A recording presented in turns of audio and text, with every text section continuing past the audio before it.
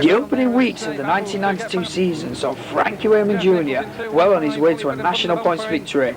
Frankie started off the season on March the 8th at the Northampton International Raceway by winning the final, disposing of arch rivals John Lund and Nigel Wharton en route to victory.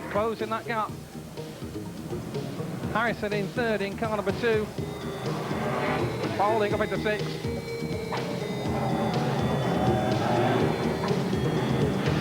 A week later at Scunthorpe, Frankie Wayman Jr. was again in a class of his own, winning 4 out of the 5 races.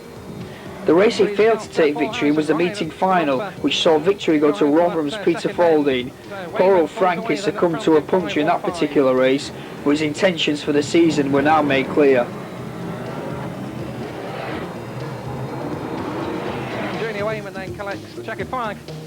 Problems at the front then for Owen Brown, 272 and 515. Battling it round that turnstile bend of the lead cars.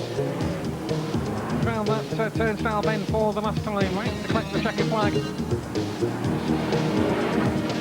4 wins out of 5 then for the Silverstone Superstar. Second place, 2 on 3. Frankie Wayman Jr.'s domination on tarmac would always be challenged by Nigel Wharton, and the opening Hednesford proved that. Up next is a classic example of a Frankie Wayman Jr. and Nigel Wharton race at UK's fastest oval. Second place at this early stage. Owen Brown's a slow mover up against the Armco here on the home straight. Stevie Hodgson and Les Spencer have gone in on the west bend, and David Crudden 192 clips Stevie Hodgson in the 172 car as he goes by. No problems for McCrudden. He's 21 Stephen Cooper, 97 Murray Harrison is second, 422 Nigel Wharton third, and 515 Frankie Wayman Jr. in 4. Certainly have got 4 fast-moving Formula 1s around this Hednesford Raceway. The bumper's going in hard on the east bend. It's Nigel Wharton on Murray Harrison. Murray puts the brakes on and spokes the tyres a little in an effort to keep round the outside of Nigel Wharton, but he's got to give way, but he comes back with a bit of bumper himself, and Wharton goes a little faster than he anticipated into the west bend with halfway next time. So it's halfway this time for Stephen Cooper in 221. Nigel Wharton's moved through to second in the 422 car. Peter Faulding makes a dive for the infield in front of the lead bunch. And now Nigel Wharton, 422, has gone through to lead with 515 Frankie Wayman Jr. in the almost identical car through in second. 97 Murray Harrison is in third and Stephen Cooper's in fourth. Wayman Jr. comes in ever so hard on Nigel Wharton in the 422 car, which causes back marker Neil Long 79 to cannon into the east bend fence, and now Wayman Jr. 515 is away and clear in the lead. 97 Murray Harrison has benefited from Wayman Jr.'s bumper. Wayman Jr. slowing on the home straight. Wayman Jr. has slowed and his car's died on him. It's 97 Murray Harrison through to lead with 422 Nigel Wharton in second place and Andy Hodgson 272 third. With 5 laps to go next time, it's still yellow top Murray Harrison with 5 to go next time.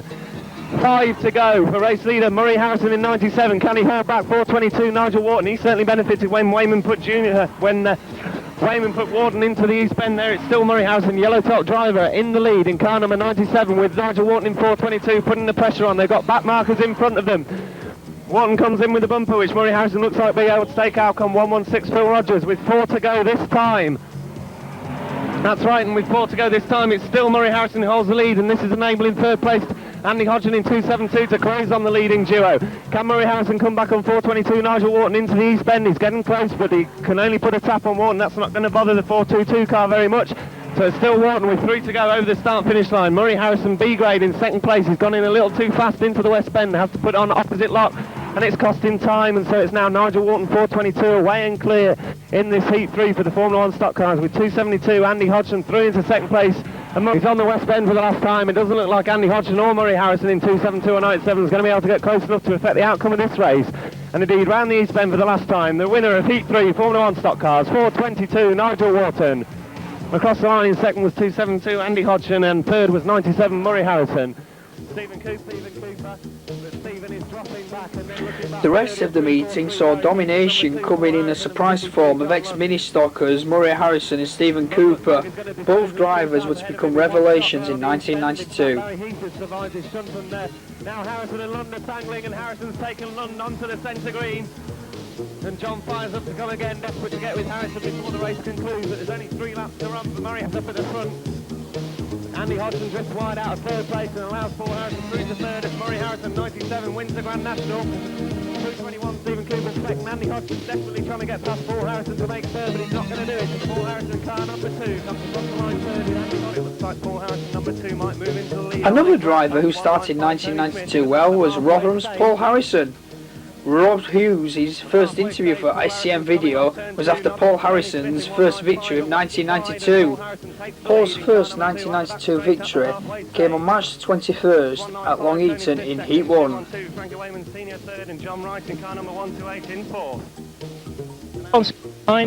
What is your overall plans for this coming year? Well, we're on with building a new tarmac car at the moment. I'd like a big engine for tarmac. Failing that, a bigger engine for shale, and I can race my tarmac car, tarmac engine at the moment, in my new car. But this one that I'm racing on shale, it's a little bit old-fashioned and out of date, and I need something a little bit quicker, I think. And is there any particular titles in mind that you've really psyched yourself up for going for? Would you like to set an aim for yourself? Well, I think all the drivers are more or less the same. Any title that's going, they'd like to win it, and obviously the main title out there is the World Championship, which I suppose everybody's going for. And naturally, would Bradford suit you this year? I've had good seasons and bad seasons at Bradford. I think at the end of the day, it's just the track that you're going well on at the moment, but it's just a track and it's round, same as all the others. Okay then, Paul, all the best. I hope you do well in the final tonight. Thank you very much. Frankie Wayman Jr., who's away and clear in the lead from second place, 55, Bert Finnegan. Heat 3 of the same meeting saw another victory go to Frankie Wayman Jr. Rob Hughes talks to Frankie after the race about the rest of his plans for 1992. The run board comes out for 515, Frankie Wayman Jr. And for second place, 55, Bert Finnegan. Then we have to look a long way back down track to see third place, 53, John Lund. And fourth place, 417, Mike James. Frankie Wayman Jr. in 515 is on to turns 3 and 4 for the last time. He just holds back so Ray Williams' back marker doesn't present any problems. The checkered flag up and hand down. 515. John's idea of racing with the coilover springs on the shale this year? Well, it's hard to say without actually trying it for yourself. We have plans of trying it on a shale car this year with Bradford World Final in mind. It was interesting to see how John had done his and how his was going. The shockers that we have are a little bit different. I think we might actually find ourselves working with John a bit on them, because it could be the way to go, I think. Speed in mind, obviously you think that it will get that bit more bite on shale? Yeah, it's got that critical now. You're down to every last bit you can get, you need it. Now then, going on to the car that you have at the moment here, all new shale car? Yeah, it's all new. It's last year's engine. It's just been rebuilt through the winter, and a new car that we built it actually a couple of years ago. Never raced it. We just finished it off this winter and. It looks a good, strong straight car, simplicity in mind. Do you think that's crucial, particularly with consistency? Yes, you've got to have everything very, very basic. We spent a lot of time in the winter building spares. We've built spare everything that's new for the car, so if anything goes wrong, we can swap it straight away. And bit like the Blue Peter Racing Team, really. Here's one I made earlier. That's it, yeah. It's the only way you can do it. You've got to be consistent. If anything goes wrong, you can't be loading up because of a simple job that you could do. And how do you rate your chances overall this season? Is there any particular title you're going for? I think a lot of people are plugging you for that silver roof. Yeah, it would be very, very nice to win the national points. I think, all in all, the national points is more of a team effort. I think it is a very rewarding title because you have to put the effort in all year, whereas the World Final's just a one-off race, where if your luck's right, you're right on the night. Who do you think will be going for that big title with you for that silver roof? I think the obvious name's John Lund. I think Peter Folding's going, but I think they're about the only two that will be able to go for it. Okay then, Frankie, all the best for this year. I'm sure hopefully you'll do well in the final tonight as well. Thank you very much. Okay, thank you. The needed shot in the arm for the Northwest came with the arrival of the Bolton Auto Speedway. Stadium was the result of a unique partnership between Buxton promoter Barry Watson and Trackstar promoter Vince Moody. The first ever Formula 1 race was won by Stevie Hodgson, and Frankie Wayman Jr. took victory in the final. The off was a joint meeting with Formula 2s, and it must also be said that the Formula 2 seemed much more suited to the tight and tricky tarmac oval.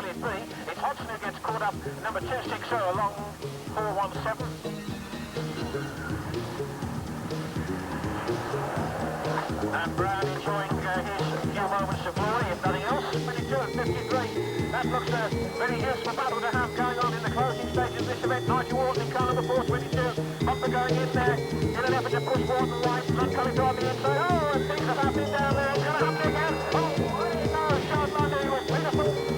In car number 33. A whole rack of cars on that top turn. An incredible last 5 laps there. As Junior Wayman crosses the line in first place in 5:15 from 33. Beautiful in second place. Nigel Wharton could be third. And we've got a problem. Reds, Mr. Starter, please. Reds, Mr. Starter.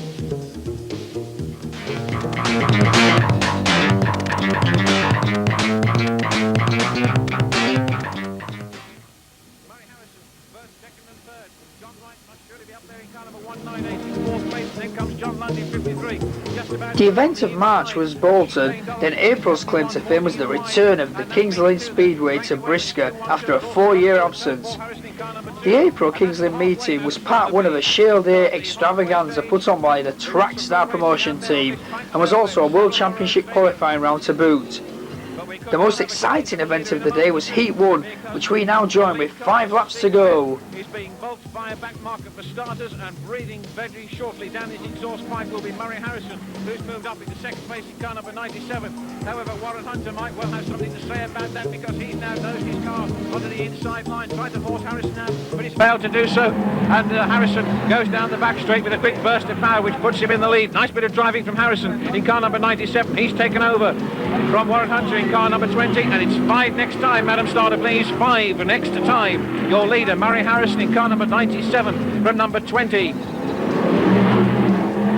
John Wright in 128. Is he there or not? We'll just have to confirm that. Possibly not. But certainly we know that it's Murray Harrison in car number 97 who's there from Warren Hunter in car number 20 and 53. John Lund, first, second, third. Then comes Wayman in 212, followed by number 2, Paul Harrison, who has just forced Steve Smith out to the outer perimeter of the circuit on turns 2 and 3. Well, they're certainly motoring around here. We're in the closing stages. Lund blasts his way down the home straight. Murray Harrison in car number 97. Just checking to see if John Wright is there in number 128. We'll have to check the charts about that, but certainly no doubt about the leader, number 97. John Lund there in number 53, making a late burst. He's come through the field nicely. Oh, and Harrison's gone, and that does mean that it could well be John Lund who's gone into the lead in car number 53 with just 2 or 3 laps to go. It's John Lund in car number 53 who takes over from Wayman, who's moved up into second place in 212. Then comes Warren Hunter in car number 20, number 2, Paul Harrison, and that really has made a difference. 371 Shane Donald could probably find himself in the frame now, as could Kev Smith in car number 64. Oh, and more trouble over on the far side. The leader involved there. Oh, and we're going to get another change. It's going to be 212 by the look of it, who goes into the lead there. This could be an exciting finish. It's Frankie Wayman in car number 212 who's taken over. But John Lund is back into that second place in car number 53. And it's all going to depend on this last lap down the home straight away and into turns 1 and 2 for the last time to go. Then all the way down the far side, and it looks like Frankie Wayman in car number 212. John Lund, is he going to be able to get close enough? Puts the bumper in there. And they're both going to spin through, and we're going to have another change there because they've both gone, and they've got again. It's going to be Warren Hunter who comes through to take the lead. And the checkered flag in car number 20 from car number 2. Paul Harrison in second place from 212. Frankie Wayman third. What a start to the proceedings here at Kings Lynn. And what an incredible finish as well. The Madam Starter keeps them going. Could be interesting now because Eddie Roberts in car number 28, who was leading, is going to get himself into a bit of trouble there. Which he does, and whilst they were sorting themselves out, because the other man involved was John Wright in number 128. We can well see Richard Thornton in 131 taking the lead. So it's 131, Richard Thornton who takes over, whips his way down there into 3 and 4, nicely around that turn and into the home straightaway.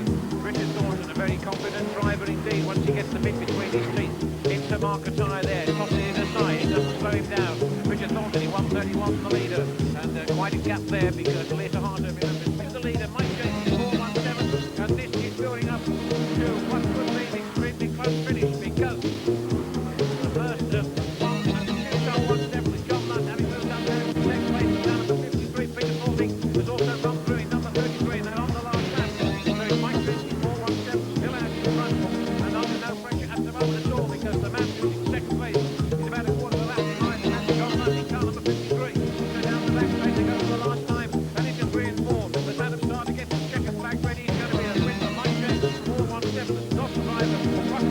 Final winner was Mike James, with other races going to Richard Thornton and Andy Maynard. Following up his heat and final double at Kings Lane, Mike James made the dash to Boston and won Heat 1. One of the old characters of the sport, Rob Hughes, interviewed him after his win. Very much between his teeth. Mike James again, motors down that back straight, comes round into turns 3 and 4. Last lap board goes out, and James is on his way to the checkered flag. Surely with John Lund second in 53 and Maynard third in 152. Will they finish like that? Well, it looks as if they will. A problem right in front of us here as two cars dangle. Matthew Bennett and Peter Balding. 1, 2, 3. James goes across the line there in 417. So does John Lund in 53. Heat 1, number 417, Mike James, popularly known amongst some members of the crowd as Cousin Jesse. Now, gentleman Mike has had a successful afternoon, particularly with the qualifier at Kings Lynn, and now he's won Heat 1. Tell me, Mike, how do you accredit today's performance? Well, just spent a lot of time sorting out the car, and it's got it handling very well. And Clive Linden's just done the engine and seems to sort out the problems I had last year. Obviously, you're finding both Kings Lynn this afternoon and Boston tonight particularly to your liking. You're finding the car's handling to your satisfaction. Yeah, it's brilliant. I've always liked Boston. It's been one of my best tracks, and I think tonight's, well, one of the best times I've been here. Now, how did you rate your heat and final victories this afternoon? Did you find any particular drivers who you were finding a problem with, or did you find that everything was seemingly going to plan? Yeah, it went really easy. I didn't seem to get very much trouble. I just watched what I was doing and took my time going down through the cars, and once I got a lead, I was away. Do you think that you're taking most opportunities out of racing from blue top at the moment? No, I don't think it's any easier starting from blue. Actually, I always think it's harder. I think it's easier to start from the reds and let them sort themselves out a bit and then move through from there. Now, in light of your victories this afternoon, that's put you in good stead already for this year's semi-finals and then on to the world title. Are you looking forward with any relish for a semi-final place in either Hartlepool or Boston? Well, I'd rather obviously qualify for Boston, but I mean, I'm just here to do the best I can, and you know, obviously I'd like to do well, but who can tell on the day? Okay, Mike, well, obviously you started off good tonight, and perhaps you might double up and do a double feature and win the final tonight as well. Thanks very much. Burns in 471, still being dogged all the way around this track by Balding. If there was one lower grader going place in 1992, it's Murray Harrison, a stunning new car and with sponsorship courtesy of Frank Beale. Rob Hughes interviews Murray Harrison after his latest race victory. Return the compliment, just give him half the chance. 97, Murray Harrison. About a straight length in front of the second place man, Bobby Burns. And starting certainly running out very rapidly now. Murray Harrison, number 97 there. An event, and that is Murray Harrison.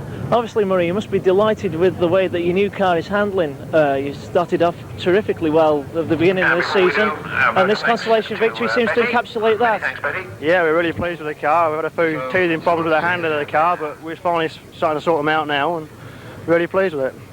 How do you reckon to today's events? You were seeming to go very well at Coventry last night. Again, you were there or thereabouts at Kings Lynn this afternoon. 746. Yeah, just need a little bit of luck to go with us today, I think. You can't do anything without a bit of luck. At the moment, it's just something to be running with me like, but we're quite pleased. Telling me about your rollover last night. Partly self-induced, really. Made a mistake by pushing somebody wide, which blocked my path, which I ended up getting put over a barrel. My own fault, really. And how do you rate your fellow competitors this afternoon? Who do you see as your main rival? Really, I think Mike James is going to be quick in the final, off the blues. Depends how we get a break, like, you know. You seem to have had a fair bit of competition from 128 John Wright this afternoon. Yeah, John's going quite well. Who's been lucky, he's got the same problems, running against him a little bit, I think. We were lucky that time, so all well and good. Well, I hope you do well. You certainly deserve everything that's coming to you successfully this season. Do you think that you're aiming for that particular red roof first of all? Yeah, well, that's what the idea is. We're like come out at the start of the season, like, and get the red roof straight away. That was what the idea was. So, Bradford World Final? Well, obviously that's in the back of our mind, but it's a long way away yet till we get there. A lot of meetings to do, a lot of qualifiers, then maybe a semi. Still a long way to go. Okay then, Murray, thank you for talking to us. Thank you. Down 515, Frankie Wayman Jr. wins the grand final. Looks like 175 Rob Pierce, the defending silver. During the rest of April, Frankie Wayman Jr. once again took the laurels at Long Eaton from Rob Pierce and Danny Clark. Hednesford could be described as the Nigel Wharton and Frankie Wayman Jr. roadshow, with Frankie taking 2 race victories and Wharton taking 3. This meeting also saw a Jane Bean rollover, of which the scars can still be seen on her car today. With 192 Dave McCudden going in hard on the Armco, 422 Nigel Wharton already showing hard at the front of the Reds, having disposed of some of his counterparts. Jane Bean shifts 35 Graham Bar out of the way as they go into West End, but they've tangled and Jane Bean's right over on the roof, over on the back straight, and we're going yellow.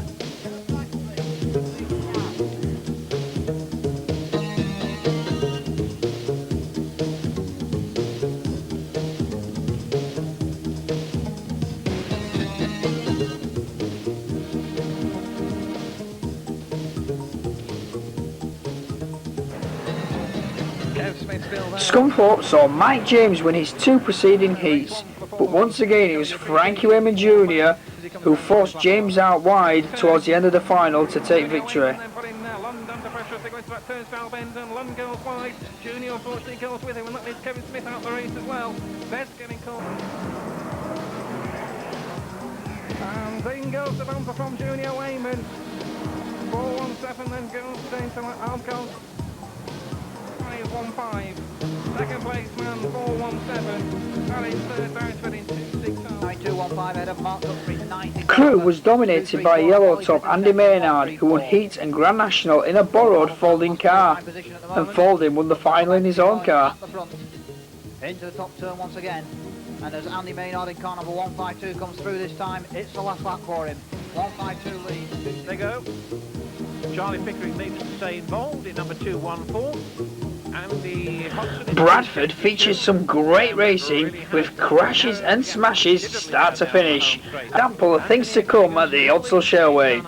The best racing was in the final, which we now join with 5 laps to go. Maynard could well be up in that third place now in number 152.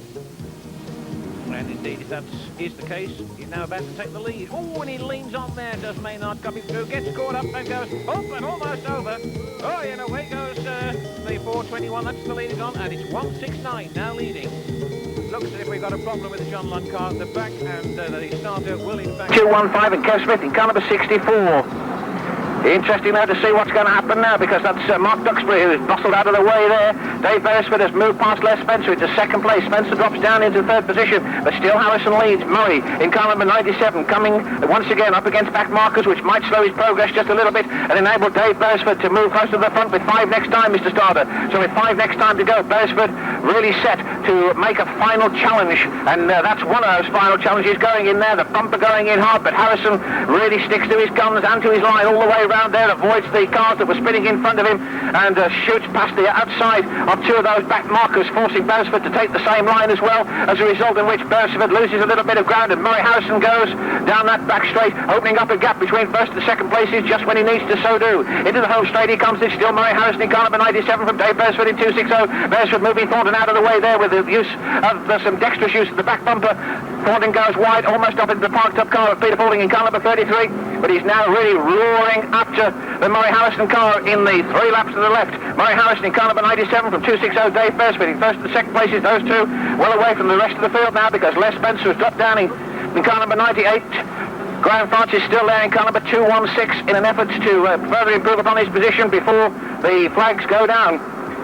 It's still close again. 97 and 260. Just look at these 2 as they motor around here as time begins to run out. Harrison goes wide on that turn, and again he's coming back on the inside. Shuts Beresford right out in car number 260. Murray Harrison in car number 97 around the pit bend, turn 3 and 4 into the home straight away again. The boards are going out. Harrison still leads in car number 97, and Dave Beresford knows that if he doesn't do it on this occasion, he's going to lose it. Indeed, they're neck and neck on that turn, but it's still Murray Harrison in car number 97 coming up against back markers. They go down that back straight. It's Murray Harrison in car number 97 from Dave Beresford in 260. Beresford going to try and use the bumper on that turn. turn. As the starter gets the checkered flag ready, they're coming into the home straight. It's going to be Murray Harrison in car number 97 who crosses the line first to a tumultuous cheer as Dave Beresford tries excellently to do it on the inside, but he's just a few seconds too late, and it's Murray Harrison in car number 97 who takes that checkered flag from Dave Beresford in 2.60, and that really was a superb battle all the way through.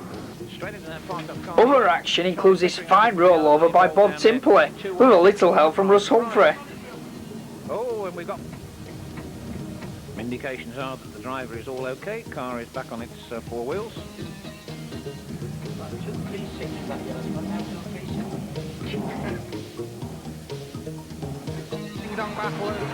Marked a change in the fortunes of John Lund. At this point of the season he was lining third place in the National Points Championship, but this win over Danny Clark marked a change of his style, whose talks to the world champion in the pits. Second, Clark in 2:03. Battle on for third is between Wayman and Beresford. Beresford just has it in third. Wayman in fourth in 5:15. Fifth place man being Stevie Hodgson in 1:72. At Scunthorpe Raceway, the world champion, number 53, John Lund. An excellent night's racing, John. Yeah, I've been a bit luckier tonight, I think. Managed to get away in the final and avoided a bit of trouble now and again and managed to win. Now, in that heat, you seem to have found it quite a hectic session, but once again, you seem to be reading it like a book. I wouldn't say that exactly. I think the gaps just came when I got there. And Andy Hodgson seemed to be showing you a clean pair of heels. Like, were you just simply pacing yourself out in your heat? Yeah, I always aim to try and finish the heat. If I win, it's a bonus, but the main thing is qualifying for the final, so I wasn't really going all out to win it. Now, when you get out there for the final, a lot of your supporters and admirers, they notice that in the final you seem to go and put it into that top gear. Would you say that you've got a different set of tactics once you're out there in the grand final? No, not tactics. Tyres, really. I mean, I can't afford to run good tyres in all the races, so I just save my best tyres for the final and run where other ones out in the heat, basically. That's quite a significant comment coming from the top driver in the sport. So even economies coming in from right at the top, right the way down to the bottom. Do you think that's a significant comment to make? Well, I think it just makes good sense. You can't. There's no point wasting money, is there really?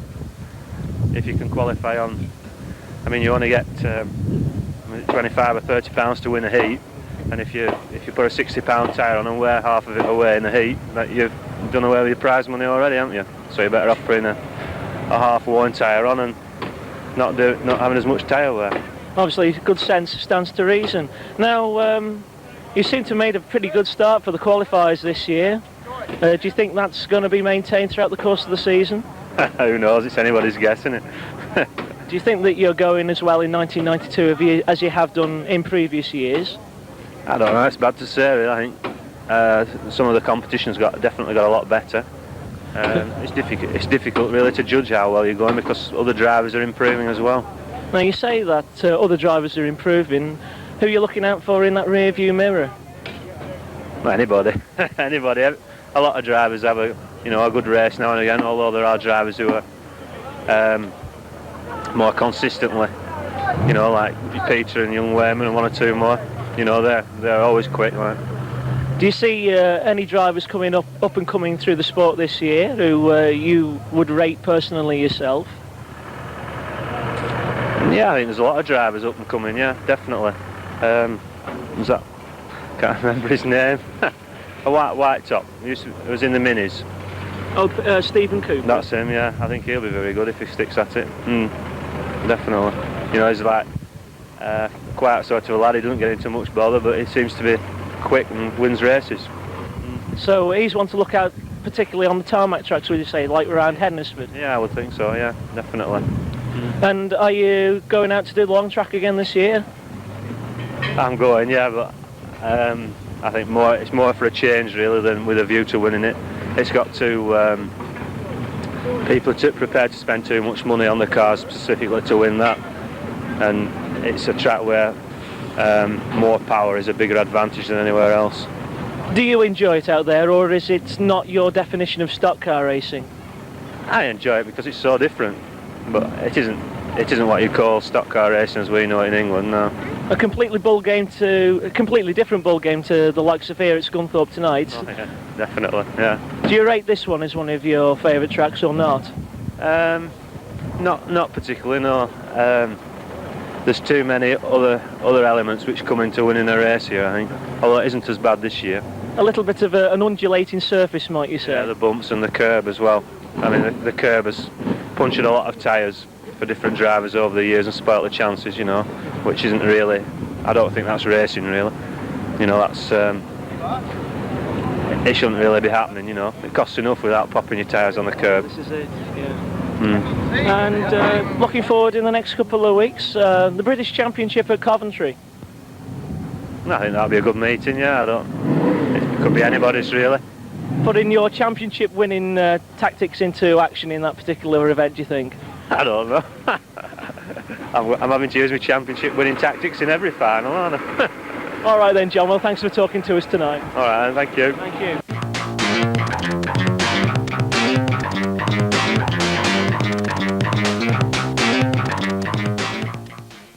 Craig Smith goes wide in 4:07. That was all that Derek Fairhurst needed to dive through. A major point of interest at the May Skegness meeting was the appearance of Peter Faulding in Andy Smith's hot stocks, a favour that Peter was to repay at the next Bradford by loaning one of his F1 cars to Andy Smith. Clobbered there by Rich Dainsworth in 3:54, and that could well, in fact, put Peter off the line a little bit there, and seems to, in fact, to have lost the power. Murray Harrison is fourth, in fact, in 97 by the look of it. Formula One's Paul Harrison took victory in the grand final from Jane Bean. Impression on the gap between first and second places. Jane Bean in 3:09, Paul Harrison in car number 2. 1-2 down the home straight away.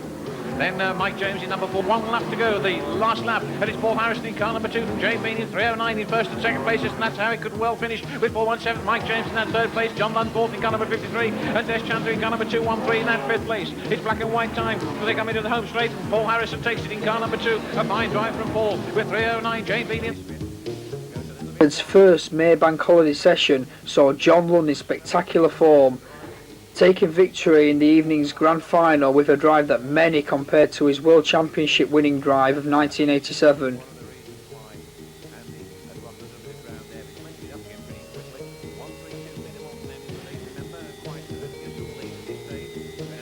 And remember, we're into the second half, so Smith at this stage is nicely placed, very nicely placed, as indeed is Hodgson. Chris Wilkinson then leads them into turns 1 and 2, and Gary Walker goes straight into the fence down there in car number 181, takes Mark Duxbury with him in 234. Lots and lots and lots. That's nice. Just looking like a parking lot down there, and it's Dave Beresford, I think, who's come out worst, along with Peter Faulding in 260 and 33 there.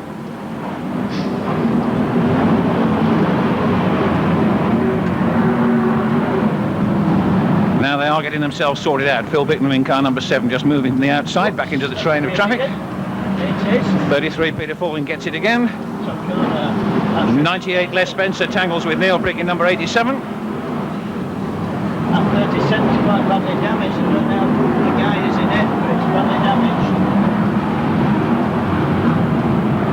damaged. So these cars moving around here quite quickly, and the pace hotting up all the way around. 1-2-1 still the leader. 34 Mal Brown and 216 Graham France in second and third places. Graham Barr could well be up there in number 35 along with Hodgson in 272. More problems over on that far side there. John Lund in 53 seemingly avoiding them there, using the bumper to good effect to come round turns 3 and 4. Move in number 35, but oh dear, that's an unusual occurrence for John Lund, who wildly tries to drive through Graham Barr and Phil Bicknell. Oh, and away goes Les Spencer, this time by John Lund in number 53. And so Lund is now very much in contention as far as Graham France is concerned. The bumper goes in again, and that could be enough, and indeed it is. John Lund has come through. So it is Lund in 53.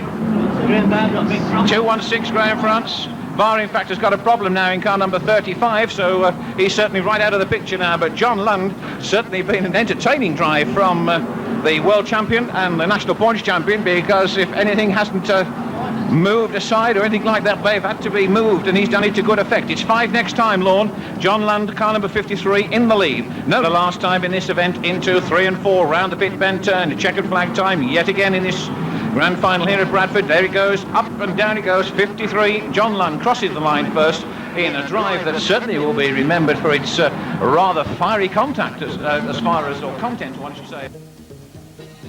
May saw a string of major events in Brisker Formula 1, of which the European Championship at Hednesford was the first. We now join the European at Hednesford with Paul Hindle commentating. Chris Bimmel, Ron Kroon and John Lund will be using the bumper into the West Bend first time round in an effort to make sure 515 doesn't complete the first lap. Creeping onto the middle of the East Bend, the green flag's sure to come on the exit of that bend.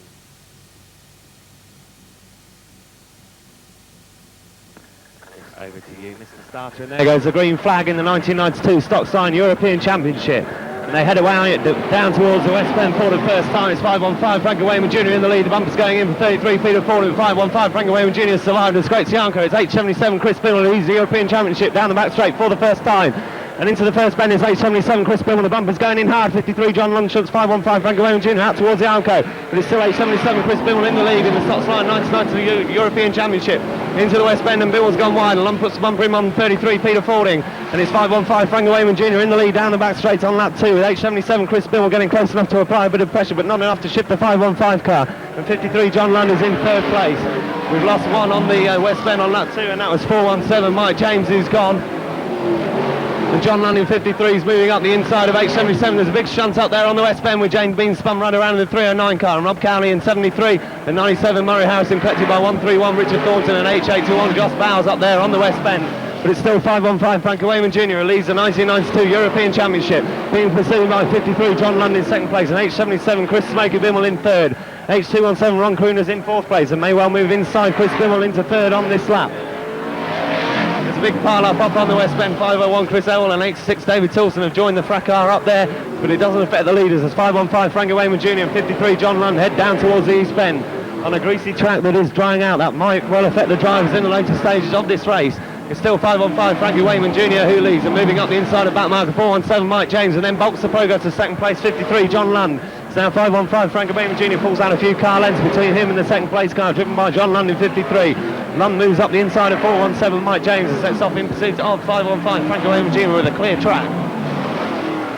So 515 moves inside his father on the back straight. Frankie Wayman Jr. leads this European Championship. Looking back down the places, 53 John Lund in second, H217 Ron Kroon third, 33 Peter Fording in fourth, British champion Paul Harrison in number 2 in fifth place, and H77 Chris Smoky Bimmel in sixth. Back up front, Frankie Wayman Jr. in 515 applies the pressure to 247 Andy Webb and goes through on the inside there on the East Bend. Puts Andy Webb a lap down, and John Lund still continues the pursuit in second place in car number 53. He's not let the 515 car get out of his sights yet, so this European Championship race is not over by any means with the 515 car at the front of the pack. Frankie Wayman Jr. moves inside Richard Thornton in 131 now, and John Lund in 53 sure to do the same as they go across the start-finish line. It's a halfway stage of this Stockcar European Championship with 515 Frankie Wayman Jr. the race leader, lapping 221 Stephen Cooper. 53 John Lund still chasing that 515 car. He closes slightly into the East Bend. Frankie Wayman Jr. this time sees a halfway flag in the European Championship. So 515 Frankie Wayman Jr. now puts 203 Dan Clark a lap down, but John Lund in 53 car is closing for sure into the East Bend. And now there's less than a car's length between the 515 and 53 cars as they head down towards the East Bend, and there comes the Lund bumper, and 515 has gone. Frankie Wayman Jr. has gone into the H81 car of Joss Bowles, and John Lund in 53 now leads the Stockcar European Championship into the East Bend. 515 Frankie Wayman Jr. is reversing to come again, but he's lost a good half a lap on 53 John Lund, and he's out of the running as far as this European Championship victory is concerned. 53 John Lund still leads the Stockcar European Championship down the back straight on lap 13. He moves inside to put 515 Frankie Wayman Jr. a lap down, and is Jr. going to try and return the compliment on 53 John Lund into the West Bend, and here comes Jr. with the bumpers in. He's put 53 John Lund into the Alco. A lap down, 515 Frankie Wayman Jr. has put 53 John Lund into the Alco with H217 Ron Kroon in second place, but still down.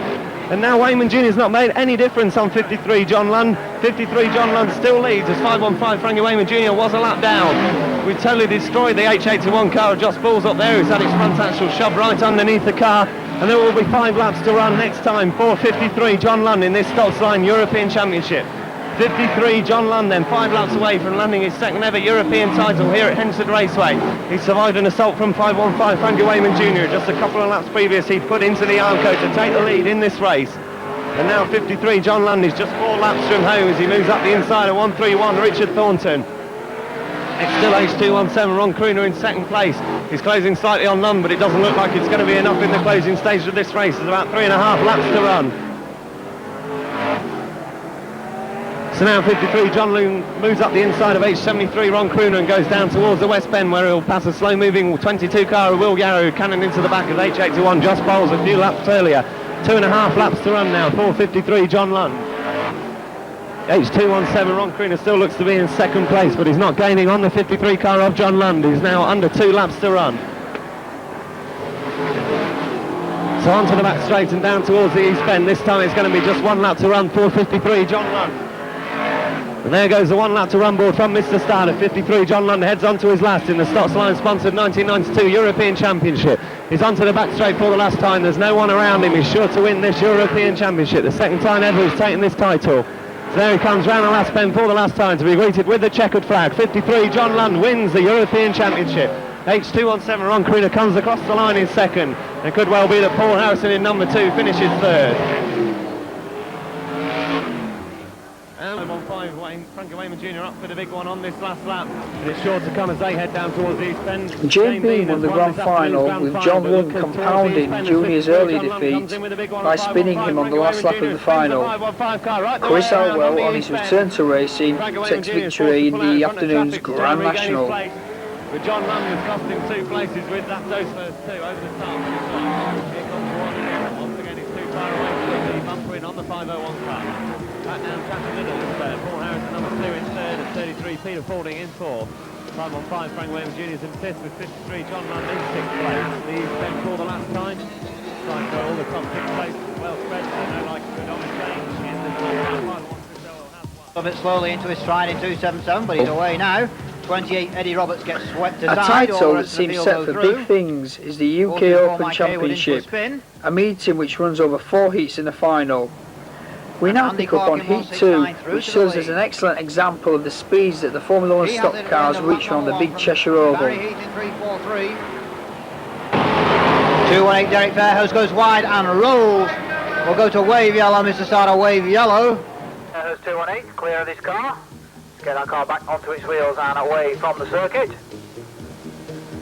A little bit in a precarious position. From 195, Frankie Wayman Jr. in car number 515 with John Lund moving up in 53, the world champion. We've lost Warren Hunter in number 20, he's on the centre.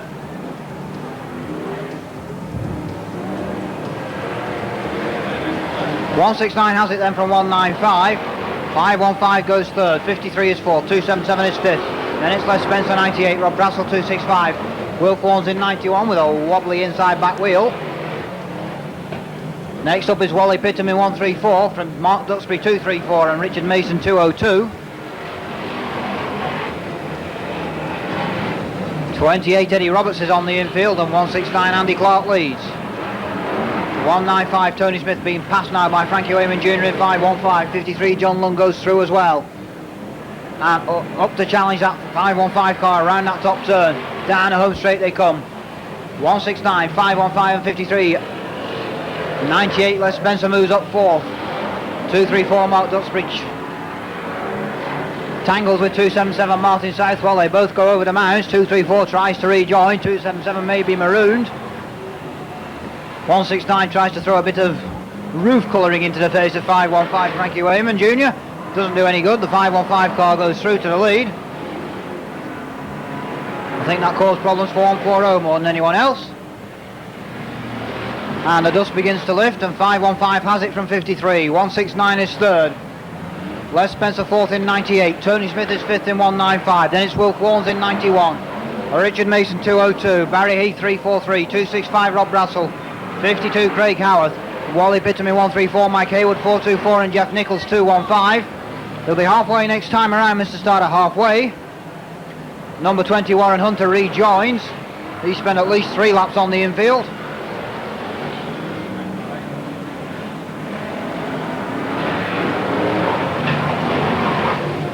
The Union Jack goes out, signifying 8 down, 8 to run. 515 tangles with the back marker 424, who gets it wrong on that pit's turn, but manages to escape. 53 gets held up as well. Into the top turn, Frankie Wayman Jr. 515, John Lund 53.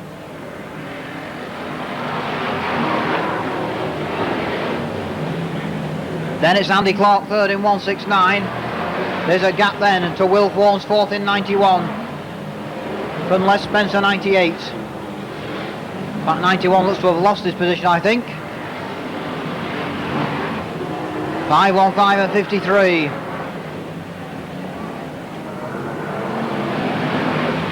With 5 next time.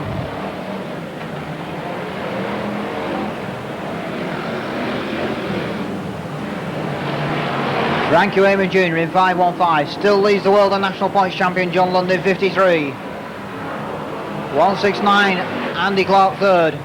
Les Spencer fourth in 98. Tony Smith in 195. Richard Mason 202. Barry Heath 343. Craig Howarth in 52 and 234. Mark Duxbury with Rob Bradsell 265. But still 515. Not a moment to relax, because 53 is right there in his mirrors. This time around there are 3 laps to run. Frankie Wayman Jr. in 515, John Lund in 53, still looking for his moment. Problems for Steve Smith in number 40. He's coasting down the home straight.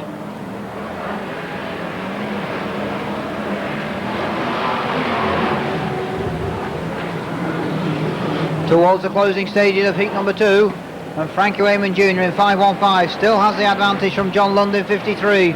A long way back third now is 169 Andy Clark from Les Spencer 98. Richard Mason 202, 195 Tony Smith, 343 Barry Heath, 234 Mark Duxbury. Then it's Rob Bradsell 265 with Craig Howarth in 52 and Wilf Warnes in 91.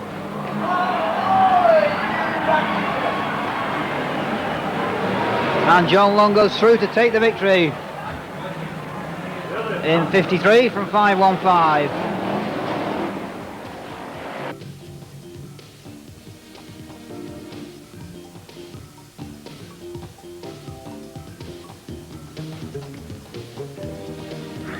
John Lund sailed to victory again in the final, where Frankie Wayman Jr. tangles with Andy Clark. Wilf Warnes takes victory in the Grand National.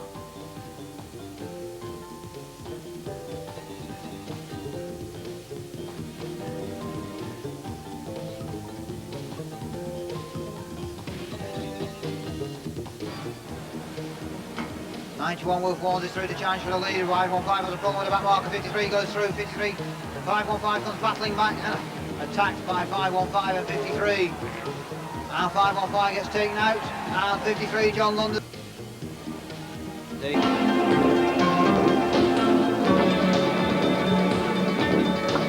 The third main event of May happened in Holland. 1992 saw both Peter Fording and Andy Webb make the journey to Holland to challenge for the prestigious mainland European Championship. Fording won both qualifying heats and took the title, but a lasting impression was made by Martin Verhoeven, who performed an amazing role in Heat 2. Thankfully, both car and driver were able to compete in the rerun.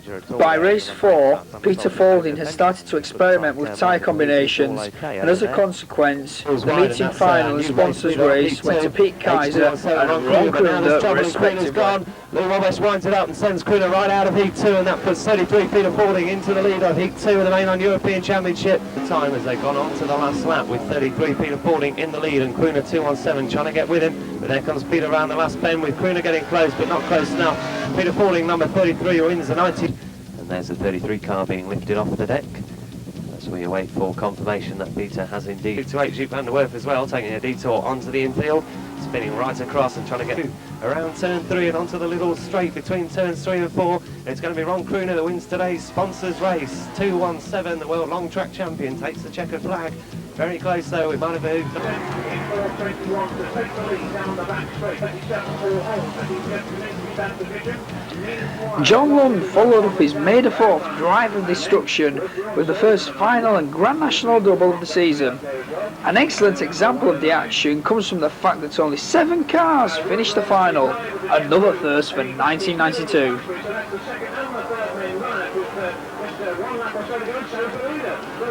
Was in trouble too in 265, as is Anthony Flanagan. Problems as yet, despite the incidents all the way around the raceway. Another one in trouble is Lionel Shaw. Just a little bit there, Will Ward's knocking up. Oh! And again the bumper goes in on that turn, and they could both go there, but away goes Spencer in car number 98. This London takes over in number 53. And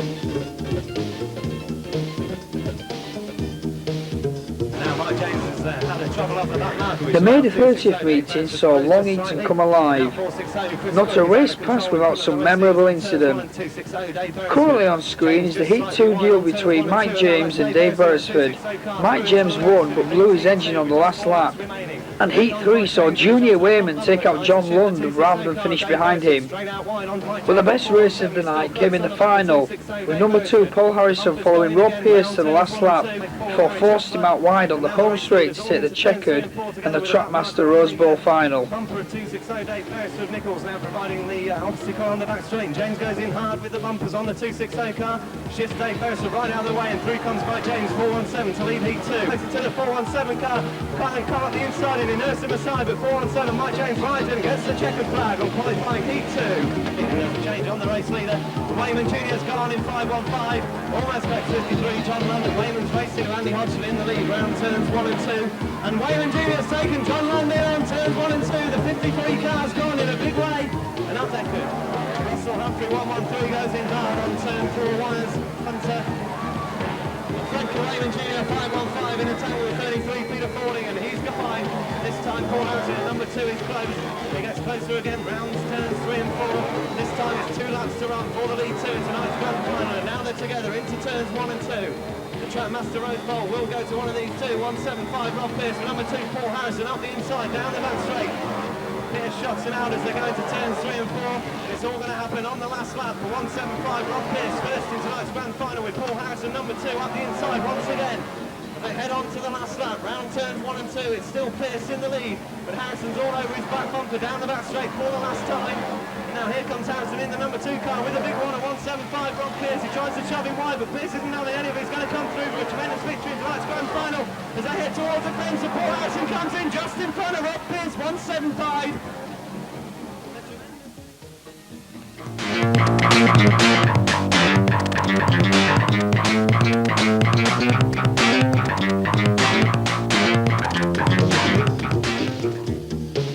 In 1987, Rob Speake, Steve Hodgson and Andy Smith were racing mini-stocks. John Lund had just won the World Championship title for the first time and was leading the national grading list with a meeting average of 34.7 points per meeting.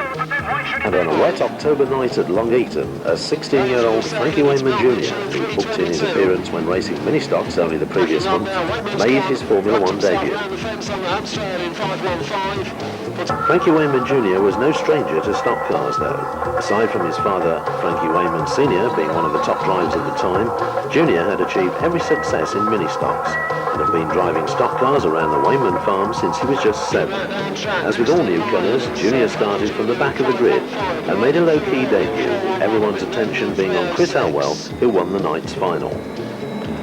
By the time Junior returned to Long Eaton a month later, he was well on his way up the grading list. The day following his Long Eaton debut though, at Aycliffe, in only his second meeting, Junior finished 4th in his heat, 5th in the final and 4th in the Grand National. A week later at Crewe, it was 2nd in his heat, 3rd in the final, behind Rob Lane and Chris Elwell, but the talking point of the meeting was the Grand National. Junior raced away at the start, rode a challenge from Mark Taylor 490, led to the flag, with Frankie Wayman Sr. coming through late to make it a 1-2 for the Salisbury duo. For young Frankie, his first race win found a splendid evening. 44 points made him the top scorer on the night and gave him an aggregate of 77 points from 2 consecutive meetings. In his calibre crew, the closing months of the 1987 season were once again dominated by the star drivers of the time. After Junior's eye-opening crew session, finals were won by Dan Clark, Stu Smith, Peter Folding, Len Wolfenden and John Lund. But perhaps the most unexpected element of the time was the performance of Chris Alwell, who, racing the Peter Curriger-built car constructed for the New Zealand Challenge in the '86 World Final, won the Mirror Master title at Northampton, along with top places at most shale tracks, including crew, and a heat and final double at the next long heat. After dazzling performances elsewhere in the country, Junior could only manage a Grand National second, being overtaken on the last lap by Nigel Wharton. The following day at Northampton proved to be the biggest day yet for Junior. He sparked up a low-grade dominated meeting with a heat win over John Lund and rocketed into the lead in the lap 1 of the final and was never headed. Lund and Wayman Sr. were soon in second and third, but by halfway the white 515 car was pushing past the slower star men, and although Lund had him in sight by the closing stages, the youngster kept cars in between them and went on to a magnificent victory. With the lights rapidly disappearing, the Grand National heat was brought to an early close by a Junior Wayman barrel roll down the back straight, an ironic end to Junior's biggest day yet in Briscoe. The last meeting of '87 took place on November the 7th at Coventry. Once again, Junior took his heat with ease and led to the last lap of the final before being overhauled by Ray Tilsley. Junior then went on to finish the meeting and the season on a high note, staying in the lead over the full 20 laps to win the Grand National. Starting '88 as a blue top, Junior Wayman found the going much harder. At the opening Long Eaton meeting, he only managed a heat second, and a fourth at the opening Northampton. The opening Hensford saw Junior in trouble with Kev Smith on the infamous West Bend, and then later with John Kaiser. However, Junior was never that far from the front, and by mid-April a red roof for the 515 car was assured. The May grading list saw Junior in 10th place. Through the mid-season, Junior kept his red roof and qualified into a respectable row 3 inside grid position for the crew semi. Unfortunately though, the '88 season had slid to average due to below-par machinery, a recurring problem for the 515 team. Consequently, Junior lined up at crew in a borrowed Bill Bullock machine. Junior never really got going and failed to qualify. His absence from the first ever consolation semi meant that his '88 World Final Challenge in fact ended at crew. 1989 saw a rise in fortune for Frankie Wayman Jr. A year's experience paying off over '89, which was rewarded with a row 5 outside start in the 1989 World Final. Junior qualified with comparative ease at Northampton. The semi-final was made famous by Peter Folding's drive for second behind Ray Tilsley. In the World Final itself, Junior had a quiet race, settling the 5th early on and being passed by Finnegan before the check-in. Junior's newfound success was reflected by his steady 5th place in the Formula 1 grading list, which he held throughout the year. The 1989 leading race winners chart putting him ahead of Father Frankie and behind Bert Finnegan, with 17 race wins, including finals at Crewe and Long Eaton. 1990 saw the World Final stage at Bradford. Junior Wayman was one of the drivers tipped for the gold roof due to his remarkable record at the Odds Bowl that year. By April, Junior was the leading race winner thanks to a heat win at Boston, a final win at Long Eaton, his first victory now, a consolation victory at the opening Scunthorpe, and a heat and final double at the opening Crewe. By May, he had taken another 3 heats, but a lack of competitive machinery was now holding him back more and more. However, the 28th of May saw the start of a series of amazing drives at Bradford. Junior did win the consolation, but it was a Grand National of the night that everyone remembers. Junior finally came up against Father Frank. For the duration of the race, the two proceeded to carve chunks out of each other, the result being the 2-1-2 car bursting into flames after hitting a dead car. The July 28th Bradford saw Junior take his heat, final and come home third in the Grand National. Going into the semi-finals, Junior drew a Scunthorpe start and found himself on inside row 4. Fortunately for Junior, the Scunthorpe semi proved to be the chaotic event many had predicted, and the 515 car was in the thick of it. Almost a carbon copy of Crewe 2 years earlier ensued, and Junior retired in the early stages. But the 1990 Gold Trail wasn't over yet, and Junior was one of the 18 cars that gridded for the Boston staged consolation semi-final. For most of the race, the leader was 128 John Wright. But by the last lap, Junior was close. Moving down the back straight for the last time, he was suddenly within striking distance. Wayman couldn't resist the lure of the flag and powered into Wright on turn 3. Luckily for both cars, there was no tangling of ironwork, and both drivers pulled away to qualify for the World. John Wright passed the line first, but Junior still made the World final grid in second. In the big race itself, the Boston spirit came back into effect, this time on lap 1, and Junior tangled with Andy Webb before they could cross the line.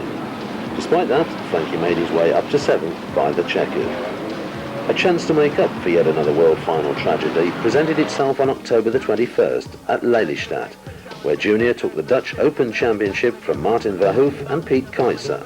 This was Junior's first ever championship title, and at number 7 in the grading list, a great way to end 1990.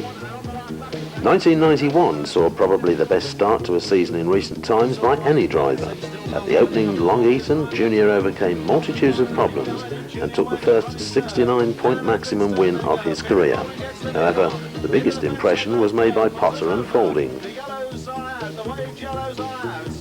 It was performances like these which vaulted Junior to the number 4 spot in the national points, and by September, 27 race wins, including a second major title, the Trust Fund Red Top race at Bradford.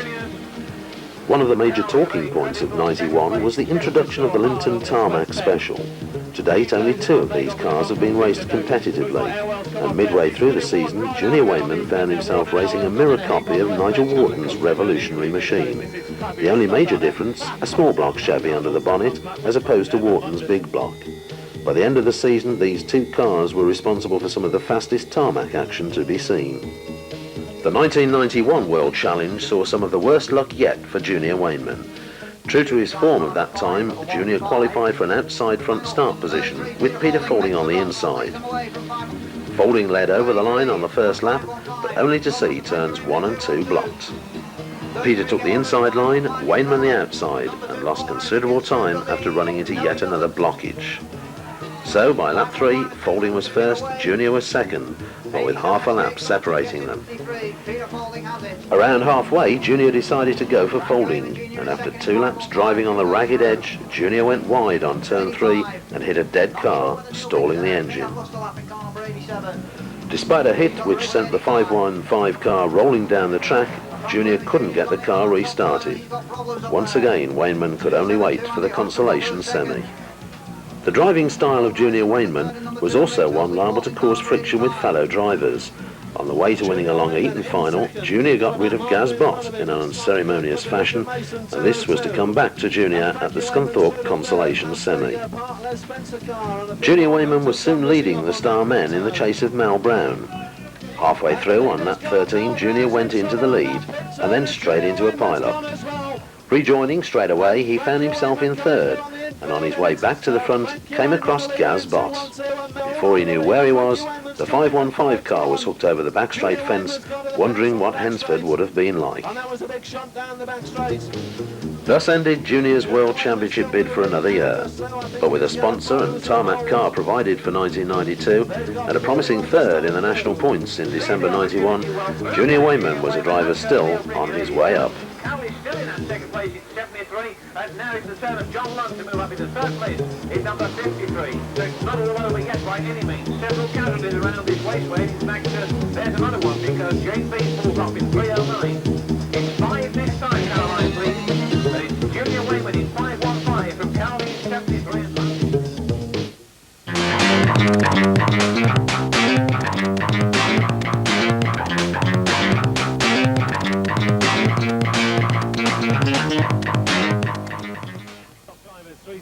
Shane Durrell is drifting wide, and 202 Ritter Mason is coming through on the inside as they go across the start finish line. Mason takes the lead in car number 202 at the halfway stage of place, moving through closer to the 1-5 Tony Smith again. Another big shot. The June the 13th World Championship qualifying round at Long Eaton heralded a new chapter in 1992. Yellow top Richard Mason took full advantage of his recent downgrading by taking the heat and final double. The only starman to come close to Richard was Peter Faulding, who fresh from his title win in Holland took the laurels in his heat and then followed that up with second place in the final and Grand National.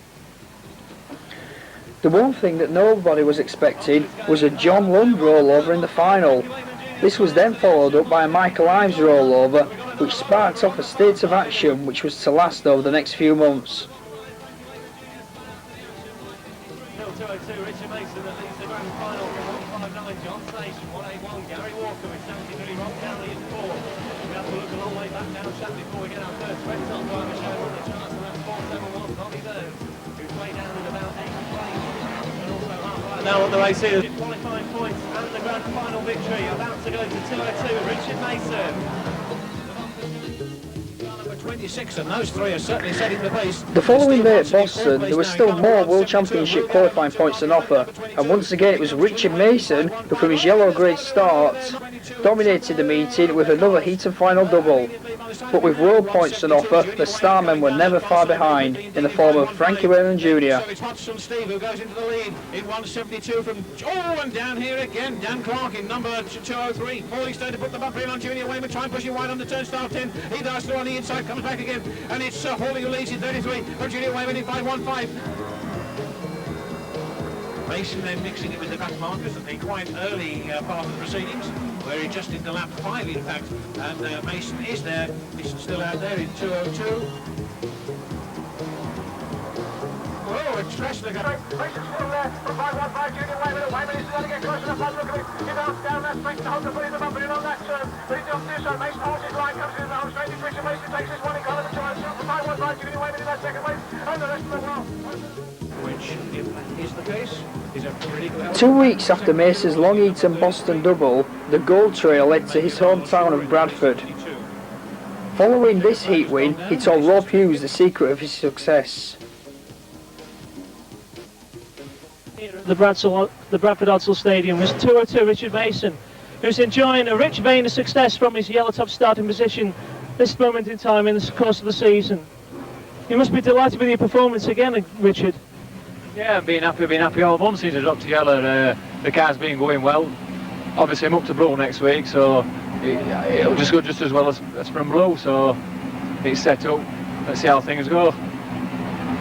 You must be enjoying your yellow top though, because really you're a star man in the wrong roof colour really, aren't you?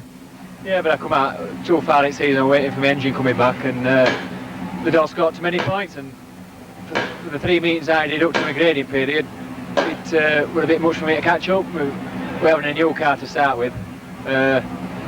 First couple of meetings it was like 90% there, and then we've just gone better and better, and I can't fault it now. You must rate it as one of the best cars you've had. Yeah, it is the best one I've ever had, and engine's the best one I've ever had, even though it's an old one. I'm getting maximum performance out of it, which I'm glad about. Now, you've had a fair few wins so far this season, but Boston last Sunday must have been pretty enjoyable for you. Yeah, I'd say Boston is my favourite track. I've never done anything there, and I was sat on the start-finish line. I thought it's either going to be one of those nights where I do something, or it's going to be a bad one, and it paid off. You obviously made the right choice, considering that Bolton earlier on in the afternoon was what, about 45 minutes away from home? It wasn't too far. I mean, I was talking to young Frank at Long Eaton after one final, and he says go to Boston because he's paying double money and all this extra money. He says all you do is do a race, load up and go straight to Boston, but if I'd have probably done that, I'd have ended up getting a load of hassle at Boston, and would it have been worth it? Just the way it goes, isn't it? That's stock car racing. And I said to the other drivers who've won tonight, is put them in good stead for that semi-final position. Yeah, young Mat Gulikers been going well, he deserved it. And I'm glad Shane Durrell won that. I mean, he gives me a bit of support, and I think we're going to have a right good run-it final. Good night for the yellow tops all round so far. How do you think you're going to go in the final tonight? I'm hoping I'm going to win it, but you can never tell with this job. Is it going to be a question of a race out the pits to get pole position? I don't know. I mean, my car's ready now. I mean, that's why we're parked up. I'm not bothered if they have pick it out of an hat. It doesn't bother me. And is your thumb giving you any cause for concern, seeing that you wrapped it around the steering wheel in your heat? It's giving me a bit of pain. It happened last week at Crewe. It's been on and off all week, and I thought it were right now, but I've just done see me meet, so I'll just try it final. What did you do? Did you just kind of like wrap it around the steering wheel as you went around one of the turns? No, steering wheel I think it's a bit bent after that shunt at Bolton. Being a racing wheel, they're on the right light, and it didn't just true, and I think it's bending my thumb backwards all the time. Well, obviously we hope that it doesn't put you off too much for the final tonight, and perhaps you'll be able to rattle off a good number of points again come the main race this evening. Yeah, that's what we all race for final. I'd like to win final, but I don't want them points for qualifiers because I'm going to be too far up, which I really want it to have like a 6th or 7th row start, but obviously it's looking like I'm going to be on 2nd or 3rd row. Where are you going to be? Where would you prefer to be? Don't bother me, I mean, Hartlepool, I'm not bothered, if it's still going. Right, well, let's hope so. It should be a good race. Okay, Richard, thank you for your time. Thanks a lot. Eric Fairhurst would have fared, or is faring, in the 4-1 round as Jim Nichols in 2-1-5. The grand final is underway. 32 cars, and it's Red Huller in 296 who moves, and there's already trouble for Phil Bickle in number 7, and the rest of them still desperately trying to sort themselves out in this very full field of cars. They come roaring down the whole straight. True to form, Richard raced to victory in the final, and Rob Hughes got the trackside view from Richard after the race. Next time on shooting to catch Mason now, and Fording does put Beresford away. Right away goes Beresford with a thump of the bump. Sure enough, he's done it. 2:02. Richard Mason wins heat and final tonight at Bradford's World Championship qualifying round. Well done, mate. Sorry! Yeah, I enjoyed it, but that dust just killed it a bit. I couldn't see, I didn't know if when checkered flag were coming out or if anything track were blocked, so he just kept going. I mean, Graham France made a good move for me, put me wide out. He went through and I just followed him. I mean, that 3 from home, he made a mistake and I was just clear then. I mean, I knew we were a lap down and I know he goes well round here, just follow the man. Well, once again, you got a superb start, even on the second restart of the night, and you got away good and clear amongst the wet shale. Yeah, the car grip goes just as well on wet as what it does on dry. I can't fault the car. I've got a good tyre setup at my home. My tyre wears good. It just gripped and it were off. I'm sorted with it. Now, you must have thought that with all the confusion out there, it was so dusty, and you didn't know whether Graham France was in there or lap down or what, did you? I knew we were lap down because I passed him on 2nd and 3rd bend. Somebody must have put him away. I didn't expect him to give me as big a one as what he did, and I suppose it worked off really. And how did you rate the actual racing service? Were you worried about whether your tyres were going to pop or not? I wasn't bothered about that, it was just all the dust. I mean, it's dangerous when it does get like that, but it was for so long. I mean, it must have been 3/4 of the race with that dust, and it didn't mess the conditions to race in. Well, do you think the answer to it is at the height of summer on a shale track like this? Do you think there should be more ground preparation?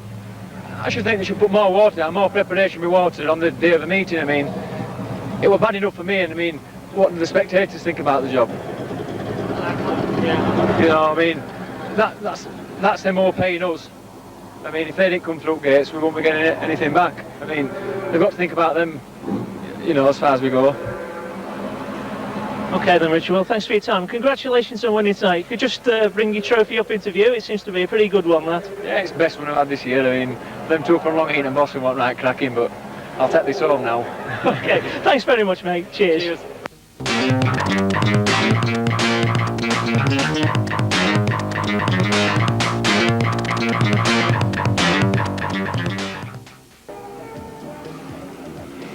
Like rain during most of the meeting, the July Long Eaton proved to be a sensational affair, with 3 rollovers occurring during the meeting. Race 1 was for the Long Eaton Super Bowl, a race which was John Lunn's from lap 1. Lunn pushed past Junior Wayman and Peter Forden at the start and was never in trouble over the following 20 laps. So 53, John Lunn is the race leader and on to win £500. Frankie Wayman Jr. coming under pressure from 260, Dave Beresford for 3rd place. But it's still 53 to John Lunn that leads into turns 1 and 2. Les Spencer 90 on to the infield banking. We also lost 2-1-3, Des Chance, 471, Bobby Burns, 6-1-7-5, Rob Pearce, 7th, number 2, Paul Harrison, and in 8th, 2-7-2, Andy Hodgson. The race leader on station was briefly stationary, 195, Tony Smith spins out the action on turn. The first of the night's rollovers was the most sensational and came about when Richard Knight rolled down the home straight. The Knight car managed a multiple barrel roll and was arguably one of the best of 1992. The second was performed by Heat 2 long-time race leader Owen Brown, with a little help from Long Eaton bomber driver Don Tansley. And Paul Harrison later succumbed to the pressure of fellow stars Peter Falding and Frankie Wayman Sr. and rolled over in the Grand National.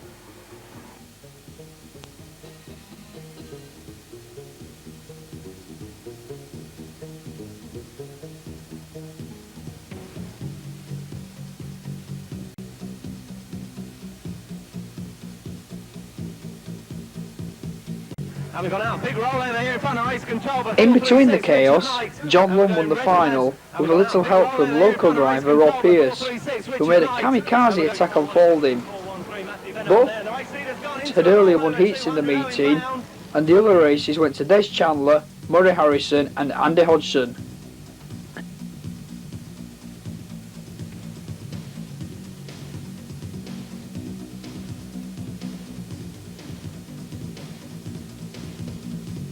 Martin Southwell, and Southwell puts 128. John Wright out of the race in third spot, and 53. John Lunn fourth. 202. Richard Mason is in fifth. 515. Frankie Wayman Jr. is sixth.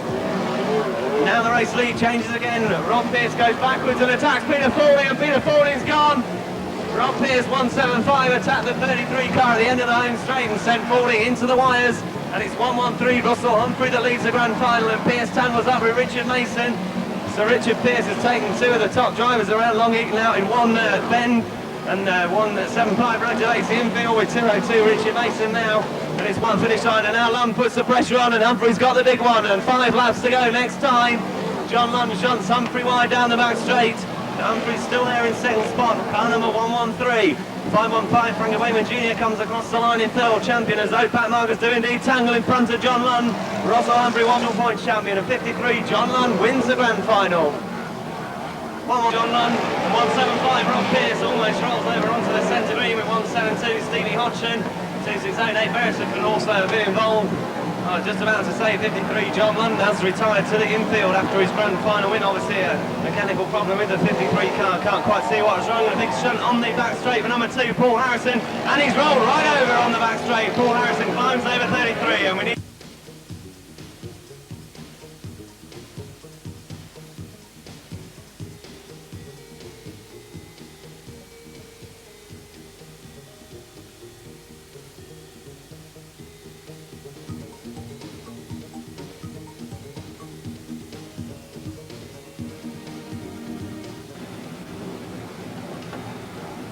Wayman Jr. Andy Hodgson comes in with a big one.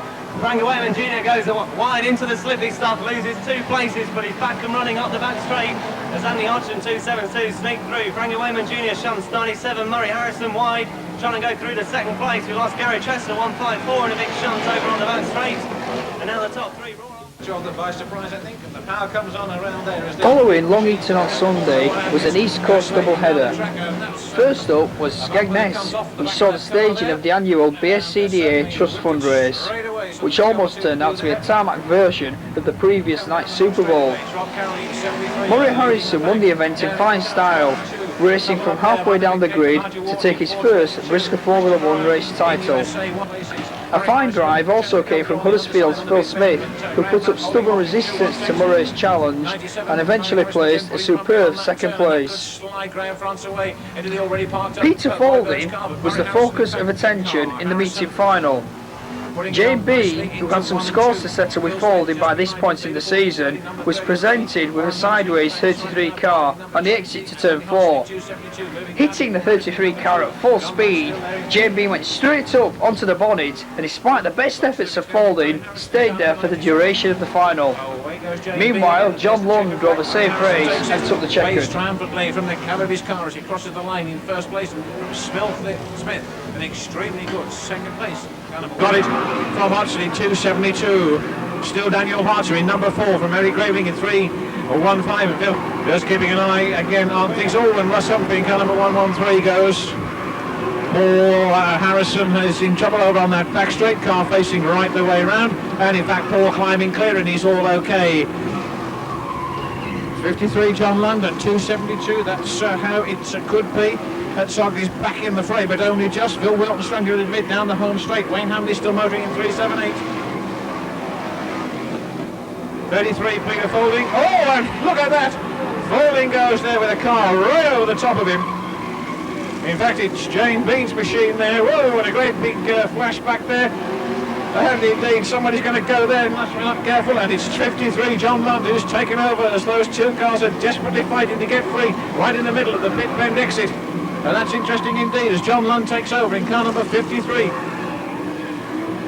From 272 and 109. And we're into the second half, Mr. Stardom, into the second half.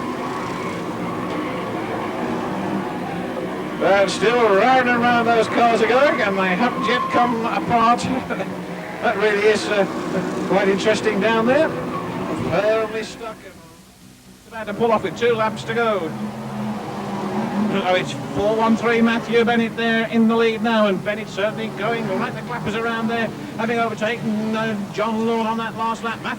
The second half of the Trackstar double saw Folding in the wars once again. No doubt looking for a victory following his lacklustre Skegness performance, Folding pushed East Coast driver John Lawn a little bit too fast into a dead car. Lawn's car swung out and his front bumper went straight through Folding's roll cage. A well-shaken Peter finished the race in second place. Race leader at the time of the incident was 413 Matthew Bennett. Bennett had just missed out on a semi-final place, so it came as some consolation when he won his heat and then took his first ever Formula 1 final at Boston. The top performer at Boston was 113 Russell Humphrey, who won heat and Grand National, giving an indication of what he is capable of on the Hammond-Newbeck Shareway.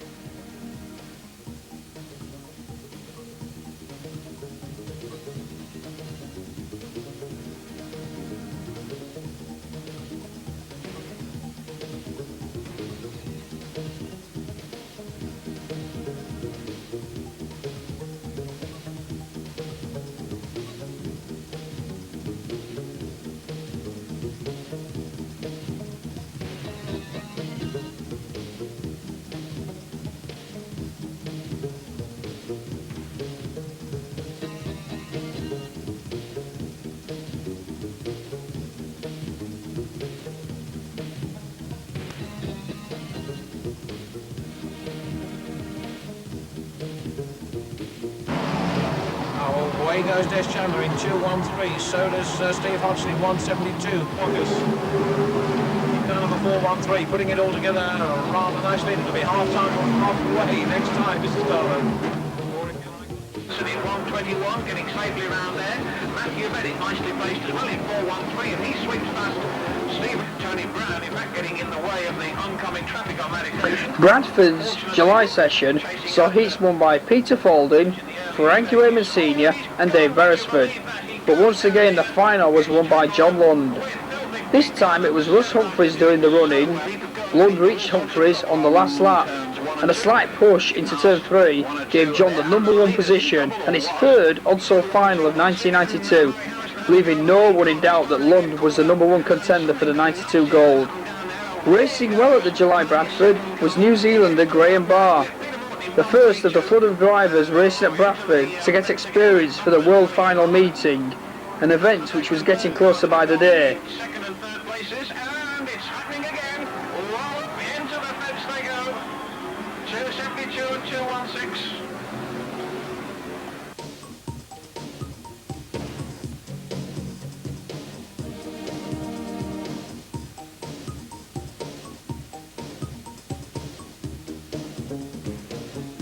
Then gets himself involved with Nick Gretney, 416, and he's gone.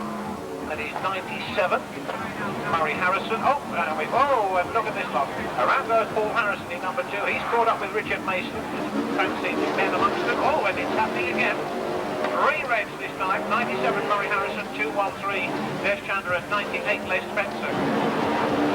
Yep, so Peter. And already John Lund is up amongst 2:02, a little bit of a problem there. Sideline over on the far side. See what happens this time through. That's the halfway, Mr. Starter. Russ Humphrey still there in 113. John Long in car number 53. Is he going to try and put Russ Humphrey away? He does. He puts Russ Humphrey away on that turn. Twice man into the rocks. It's John Lund who comes through out of turn 4 to take the checkered flag. 53, John Lund.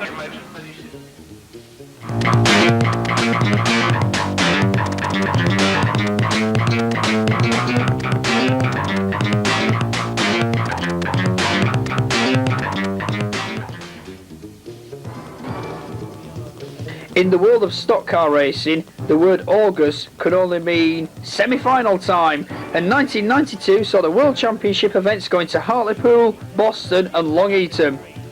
At Hartlepool, the big news was the impending front row showdown between the sport's #1 John Lund and the young pretender to the throne, Junior Wayman, who started next to him on outside row 1. All was thrown into disruption, however, when in the weeks preceding the big event, Junior Wayman was involved in a road accident and suffered a broken arm. On the day of the Hartlepool semi, Rob Hughes asked him about his latest obstacle on the way to the World Final. Outside row 1 is number 515, Frankie Wayman Jr., a man whose ability is completely unquestioned. But probably the main talking point surrounding this afternoon's race is going to be your fitness, Frank. Yeah, I broke my arm about a month ago now. I had a big metal plate put in there to stitch the bone back together. First meeting last night, the arm felt really good. No problems from it at all. I was taking it steady like for the first race, but after that it did feel really good, so I think it should be okay today. Did that come as a surprise to you? No, ever since I've done it, it's felt really good. You know, I've always been able to use it, and it's got better and better, and now it's just, when I'm racing, it's actually as if nothing's been done. You can't feel anything. It's just as normal. It's just when I sort of hit things or something moves, you tend to just like you get a twinge, take it off wheel, or you get a So I think it should be all right. So obviously that is putting a power of confidence in yourself for today. Now, is that going to reflect in the manner in which you're going to contest this race this afternoon? I don't know. I don't really know how the race is going to go. It could go two ways. It could be a really good steady race, or it could be a really rough race. It's anybody's guess to which way it's going to go. Obviously I'll just go with it whichever way it does go. Because originally when you first had your accident, you were thinking of simply contesting the race in order to more than likely proceed on to the consolation semi-final at Long Eaton. But this time round, particularly in light of how you did go last night, you're going to really put on the full show. Yeah, I don't know where that's actually come from, because I've never said that I'd pull out. There's no race that I'd go in that I'd pull out of, unless there's something wrong with the car. If I wasn't fit, I wouldn't go in it. Right. So that's how it is. Do you still get nervous, even at the top of the sport now? Yeah, you always get nervous. Do you think that's more of a case on a semi-final occasion as opposed to the World Final, or? Yeah, semi-finals are the real nerve-wracker, because the World Final, you're there, it's the big race, you're in it. It doesn't really matter what you do, you're in it. But the semi-finals, there's a lot hangs on the semi-finals as to where you go. But no pre-race tactics, just simply put your mind into overdrive, and as soon as you get the green flag, it'll be straight into automatic pilot, will it? Yeah, the place I'm starting from, I can't actually dictate the way the race is going to go. I aren't in a place to set the pace, or there's certain places on the grid where you can rule how the race is going to be run, and I'm not in one of them. But we'll just have to see how it goes, I think. Do you think it's going to be a case on the first bend, and after you, George, sort of way, when you see John on the inside of you, or? I don't know. John's been struggling around here all year. I think he'll have it up together today. He always manages to get it together on the important occasions, but I think if he goes, I'll just follow him and just stop behind him. Whereas you, with this car, particularly earlier this season, you've been going so fast as to even try and successfully pass cars on the outside. Now, with you being on the outside of the grid, perhaps? Yeah, when the green flag goes, I don't know. It depends how John is at the start. He isn't the best of starters. If I get the break, I'll go, but if not, then I'll just have to try and find my way in somehow. where whoever will let me in or where the gap appears. So fingers crossed, a front row start for Bradford then? All being well, hopefully, yeah. So this time he's going to be confident all the way? Yeah, I think so. Okay then, Frank, thanks very much for your time. Worried about a similar play today. Certainly, But in a straight race, no one expected Junior to get the better of his fellow Roman starter. Next on the Rob Hughes interview list was none other than the race favourite. Well, we've got to finish our interviews with the man John on pole position, the defending world champion, number 53, John Lund. He's just come back from his practice session. How did you think it went, John? Not brilliant. Now, Frankie Wayman Jr. has said in his interview that he thinks that you're possibly not as quick as you could be round Hartlepool. What do you think of that? I don't know, perhaps he's right. And he's also said that it's a race where he might have to take an after you, George, sort of approach to it, and quite possibly he might let you go. He's pleased with his hand, but you know, his results reflected that at Coventry last night. Do you think the pressure's off you somewhat in the way that he's going to try and take his race? I don't know, you can't really say what you're going to do because you don't know what's going to happen behind you, you know. Do you, world champion 3 times, do you still get nervous when it comes to occasions like this? No, not really. I'm glad when they're over though. Are you glad of Hartlepool being your draw? Not particularly, no. It's not really my favourite place. It's going to be very hectic again, isn't it? Yeah. Not revelling that pole position start then, I take it? Well, you have to start somewhere, don't you? That's a true comment, yes, definitely. But obviously going to be on the pace, even though you might not consider yourself to be as good. I mean, like, you're a perfectionist, aren't you, really? So I'll see how it goes. That's all we can do, isn't it? Okay then, John, thank you very much for your time. Right, thank you. Tensions mounting, the crowd are cheering. When the moment of truth came, Frankie Wayman Jr. anticipated the start to a split second and left Lund half a straightaway. A mini pile-up on the first lap left the 2 cars way ahead, but by the time they came up against the back markers, the top 2 were fighting for the lead, with Junior under total pressure from Lund. And after the 2 had passed back marker Neil Brigg, it was Lund's turn to feel the pressure. This continued until the halfway point when Andy Clark rolled on turn 4. With the green down, the top 2 resumed their race, only to be interrupted when John Wright rolled in the same place as Andy Clark a couple of laps later. With 2 rollovers and numerous surprise retirements, the remainder of the race was all about the top 2. John Lund stayed in the lead despite constant 515 pressure, and Bobby Burns came from nowhere to take third. Following the race, Rob Hughes caught up with 2 of the unluckiest starters in the Hartlepool semi, 87 Neil Brigg and 128 John Wright. Just a number of the unlucky contenders in this afternoon's Hartlepool semi-final, and here relaxing with his cup of tea is number 87 Neil Brigg. Quite a fast-fought semi-final race, wasn't it, Neil? How did you view it? It was going all right after the first couple of laps. I think everybody were wary of the first bend fence and got on the grass. There were a lot of dust about, but after 3 or 4 laps it seemed to settle down. It were going all right. And then midway through the race he made a little bit of an impression on the race leaders when John Lund and Junior Wayman had naturally passed you, but up in 3rd place at that particular point in the race was number 2 Paul Harrison.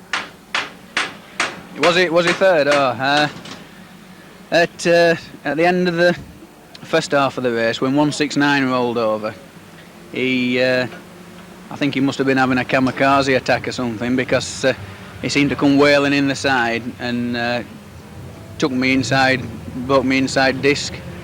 That obviously affected the handling of the car and the braking. Well, it caused me problems. And mine were very hot, it were choking up a bit, so I had to keep it revving. And as the green flag dropped, I were more wary about those behind us than those in front. And then you were obviously involved in your own race battle with those amongst you, weren't you? Well, I were more interested in watching 247 behind me than watching what were going on in front of me. And it kind of put all 3 of us into the fence, and he finished up on top, so it didn't really get him anywhere, did it? And Paul Harrison was the unlucky victim halfway through the race, wasn't he? Yeah, he got on the outside and he got nerfed into a post, and he backed off and carried on going. He got a place. I mean, me and 247 stayed put and got nothing. And I don't think there was so many finished. How many finished?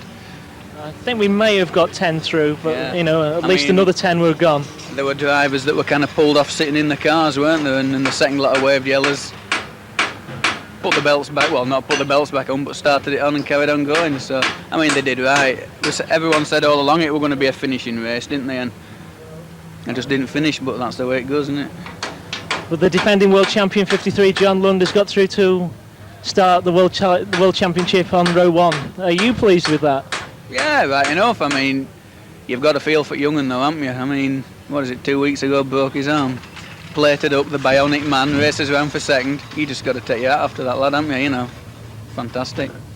All right, Neil, thank you very much for your time, and commiserations on failing to get through this time round. Right, okay, cheers.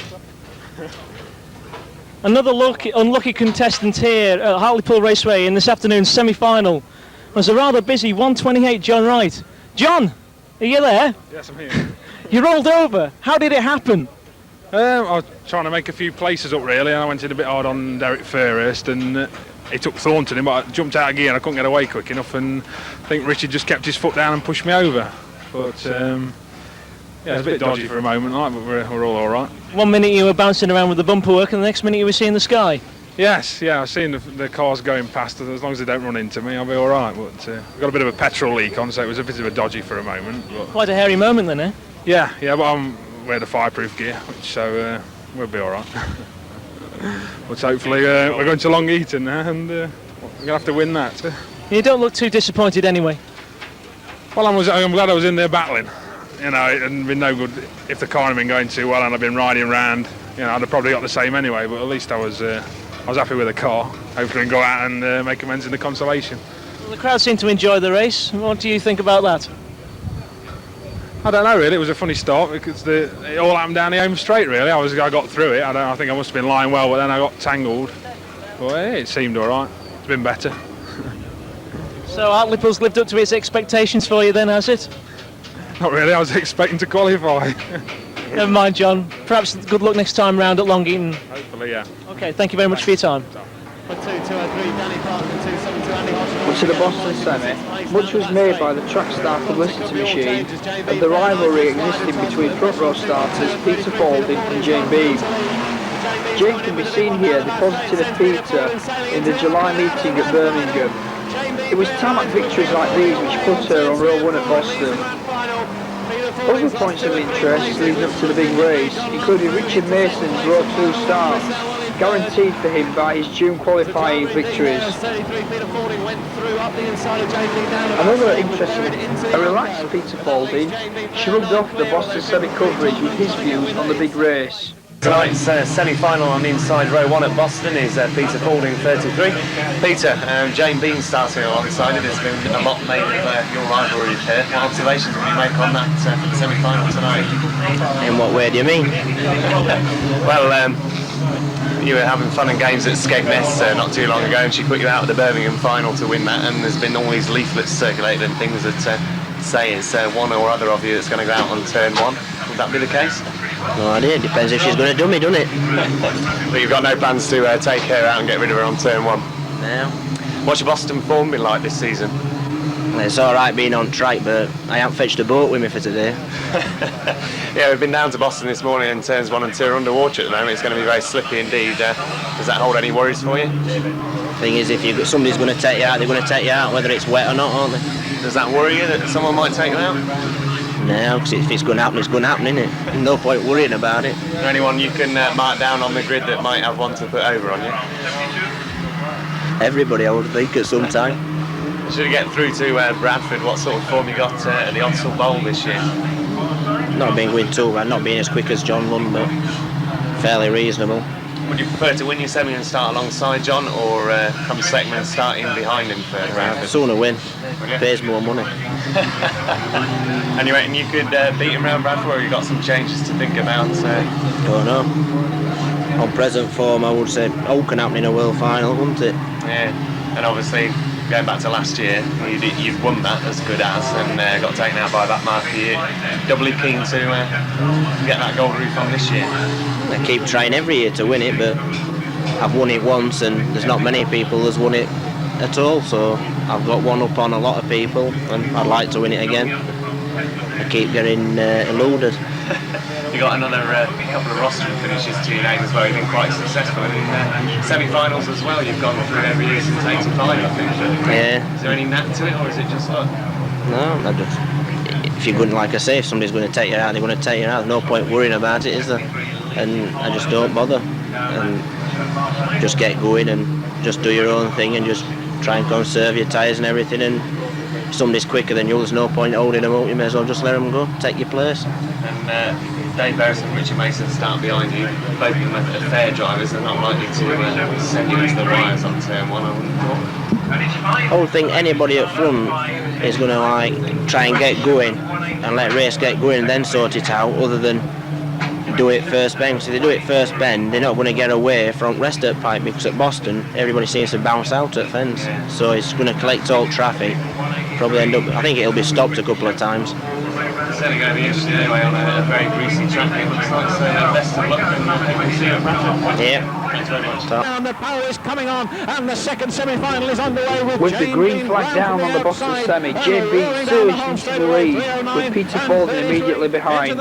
Everything seems set for a classic top name race, but the trailing field all came together on the home straight, and the top two had no choice but to run into the resulting pile-up. On the other side of the pile-up, the top three became Dave Beresford, Dan Clark and Richard Mason. For the checkered, Mason had exited while trying to pass Beresford, and Clark made it through to the lead. And the blue top Russ Humphrey rounded off the top three with a fantastic drive from row 10. With the official result declared, Paul Hinder went into the pits to get the views of Dan Clark and Dave Beresford. With Warren Hunter in number 20, Lionel Shaw in 362. Bumpers going in on that turn. Mason trying to get through that course. Check Mason in second place. Whoa! And away goes Mason down there. To be checked before any official result is given.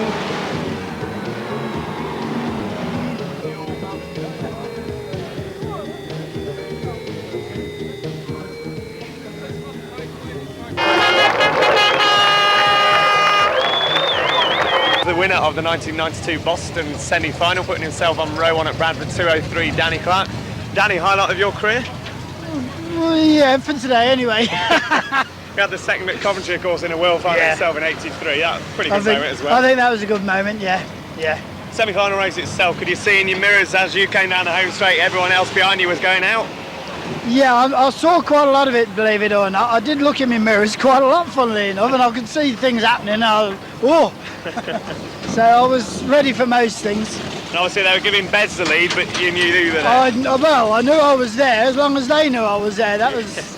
Were you a bit nervous in the closing stages then, knowing that you were leading? No, I was very nervous to start off with before the race, yeah. But you must have been in a few in your time, if you don't mind me saying. Well, yeah, but I don't know, as I get older, the more nervous I get, funnily enough. It never used to bother me at one time, but... And of course, you had a third last year at Skeg, gone one better with a first, put you on row one at Bradford. You've gone well round Bradford. That's two better. Oh, putting two better. 3 to 1 is 2. I'm not very good at maths. That puts you on row one then, I think, doesn't it? Yes, somewhere near, yes. You won a final at Bradford last year in this car, so you go very well. Yeah, hopefully, fingers crossed and all that. Well, see what happens on the night, that's all you can do, innit? It's landing alongside Wayman Jr. behind. It could be interesting on the first lap. Yeah. Will you be quite excited, do you think, that night? I should be very nervous that night, I bet. And we can see the gold roof on the 203 car yet. It's already had one when Peter had it. So we'll have to put it back on again. Just taking you back to that first bend, they'd all gone out and you then had to come round the whole lap and they were still there. Where were you going to go? I don't know, I'd have sorted that one out when I got there. And the 14 beam went in and cleared away, sort of barged away through. Yeah, well, when it all happened, you know, I mean, me and Bez got through and I thought, oh, this will do, we'll just settle here, like, you know. And Bez started slowing down, or I sped up, I don't know which one it was. And I think actually Johnny Goodall who helped. Yeah, he did, didn't he? There you go. Slowing him down a bit. That's stock car racing, isn't it? And I've asked you this before tonight. You went out with Paul Harrison battling for the lead at Long Eaton 2 years ago, and that didn't cross your mind at all when you were battling with Bez? No. Very tight confines here. Yeah, don't worry about things like that at the time. And it was flying, wasn't it? Good old car. You going out in the final? Yeah, I think so. So that was the bar, I kept my mind up. Okay, well, final. Thanks very much, Danny, and good luck from row one at Thank you very much. Thank you. It's 1992 Boston, Brisker Formula 1 semi-final 2.60 Dave Beresford. Dave, quite a battle for the lead with Danny Clark 2.03. Well, what, sorry? Quite a battle for the lead with Danny. Yeah, Gimpy held me up a bit and I didn't want to get in too much bother with him because I might have gone out altogether, so I thought I'm better just playing it a little bit cool and then Danny got past me, but Richard Mason was there as well, and he caught the inside of my bumper and shot into Bert's car, but with a bit of a tussle there, they'd gone then, and I started getting back a bit, but there just wasn't enough time. He's going very, very well, Danny, very well. Yeah. Pleased for him. You just couldn't get through Gimpy at all, and these people kept arriving. Mason must have been worrying you a bit because he was all over you. Yeah, I look in the mirror and I'm thinking, well, just ride it out, you know. I mean, I was just trying to get past Gimpy, who wants having any, but I spoke to him since. He said he's done me a favour. I'm better on second row, so I hope he's right. And you'll be in behind John Lund 53, will you not? I will be, won't he? Yeah, one from one semi, one from other semi. Yeah. And he's quick round Bradford. Do you think you can hang with him? Highly unlikely. Having said that, though, in 1990, you drove past him as if he wasn't there. If John doesn't mind me saying. I don't know. I did a bit of a crafty move. I moved over a midges. He shot past and into the bend. I hit him on his side and pushed him sideways and off. Yeah. He said, crafty move that. And did the same to you later on in the evening, did he? Yeah, he did. Yeah. How did you know that? Oh, I got a good memory. Yeah, he did. Bradford final, but it didn't work for him. Second in the world final that year at Bradford, British title at Bradford. It's quite a lucky track for you. You never know, eh? You hope. I hope. And can we see this gold roof on the 260 car yet? We waited a long time for 55 Burt, and you started at much the same time. I hope so. I hope so. And you're not too sorry to see people like Fording and Mason out who are potentially very quick around Bradford? Well, that's Stockcar racing, isn't it? It would have been nice for the crowd. Maybe a better field, but the lesser drivers have got to have a chance somewhere, haven't they? They want their bit of glory as well. Let's be right about it.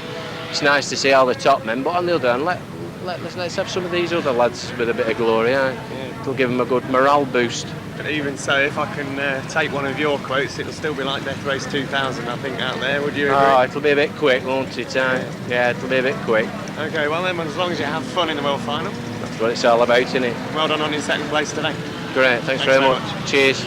Sort themselves out and a rejoin impossible, but it's not happening for them. The leaders are going through that, or at least some of them are, and it's going to be a big traffic jam. One's coming back at him down the back straight.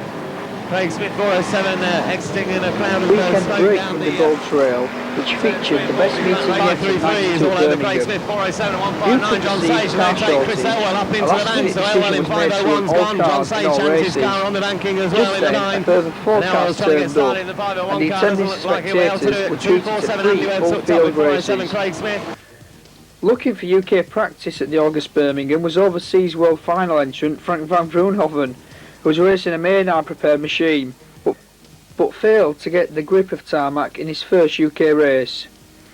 Further action was provided by David Cottrell, who rolled on the back straight, and Danny Clark, who discovered a talent for tarmac.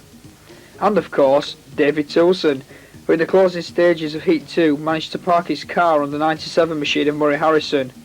Chris Elwell took the honours in the meeting final. David Toulson's climbing all over the top of Murray Harrison, 97 up on turns 1 and 2. And David Toulson parks himself on the top of the 97 car on turns 1 and 2 as they were battling for a spot down the places. And meanwhile, Des Chandler shunts Warren Hunter, number 20, turns 3 and 4, and we've lost 5 7. Murray Harrison, 8th is 159, John Sage, and 9th, 533, Phil Herzog, and in 10th, 154, Gary Tresser, and John Lund takes a wide line as he's in 4th place and moves up the inside of Danny Clark and almost spins it as Matt Mark is in the way, and Clark's going to cut Finnegan up and take that 4th place. With Bert Finnegan in 5th and 4-2-2. August the 22nd was an eagerly awaited day, because the 4th consolation semi had every indication of being the best yet, with a full star quality field courtesy of the 2 hectic semis. The event itself lived up to its expectations and more. A quick rundown of leaders reads a number in double figures, and anything that could happen in the race did. If race leaders can be counted as the car most in front, From the drop of the flag, the leaders were Mike Haywood, Graham Barr, William Yarrow, Andy Clark, John Wright, and crossing the line onto lap 1, Andy Clark. Andy Clark proved to be the race's long leader, and when he exited on lap 10, taking with him second place Richard Mason, Andy Hodgson led for one lap before Peter Foley, who had already spun out once, went into the lead. This, however, was nothing compared to the classic finish. Jane Bean spilled water on the pitch fence going into turn 3. The next time round, the leading duo was slamming into a track blockage. Frankie Wayman Sr. led out of the pile-up, Holden was second, put on a flat tyre, and Wright third. Going on to the last lap, Wright pushed his way past the slowing Holden and secured his place at Bradford, and along with Wayman Sr., a place in history as survivors of the most demanding stock car race of 1992. And that's the battle for Bradford.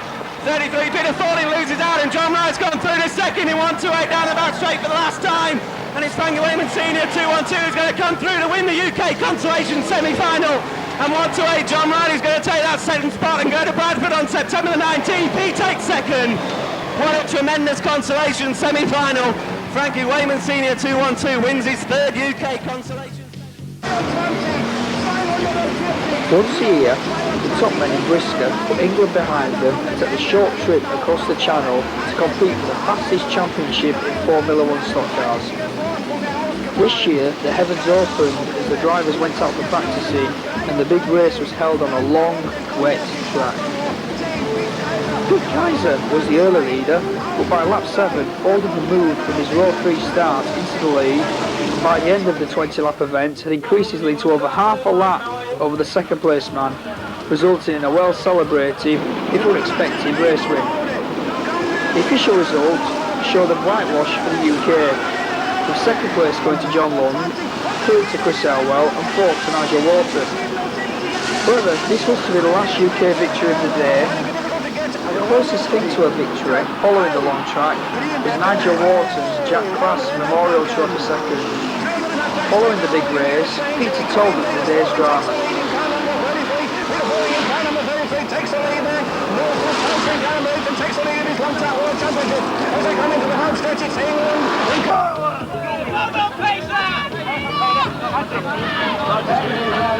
Peter, in fact, a brand new car, and I haven't raced it before, and then had that clutch problem. Third time, how does it feel?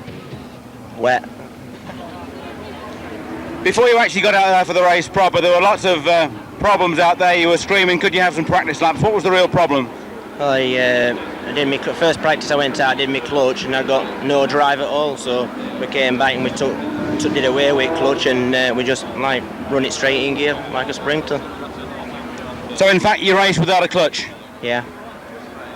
And so if anybody wonders why you started a bit slow and were hanging about and giving the Dutch drivers a real chance at the start, it was because you had no clutch in fact? Yeah, well I had to like change into top on rolling laps, so I was too low geared really when I set off, so I had to like build my speed up gradually. Lots of drivers were scratching their heads whether to run dirt stockers on the outside or whether to run street TDs all the way around. You were on TDs. Was that the right decision, do you think? All I've got. Only tyres we had, so we got to have them on, haven't we?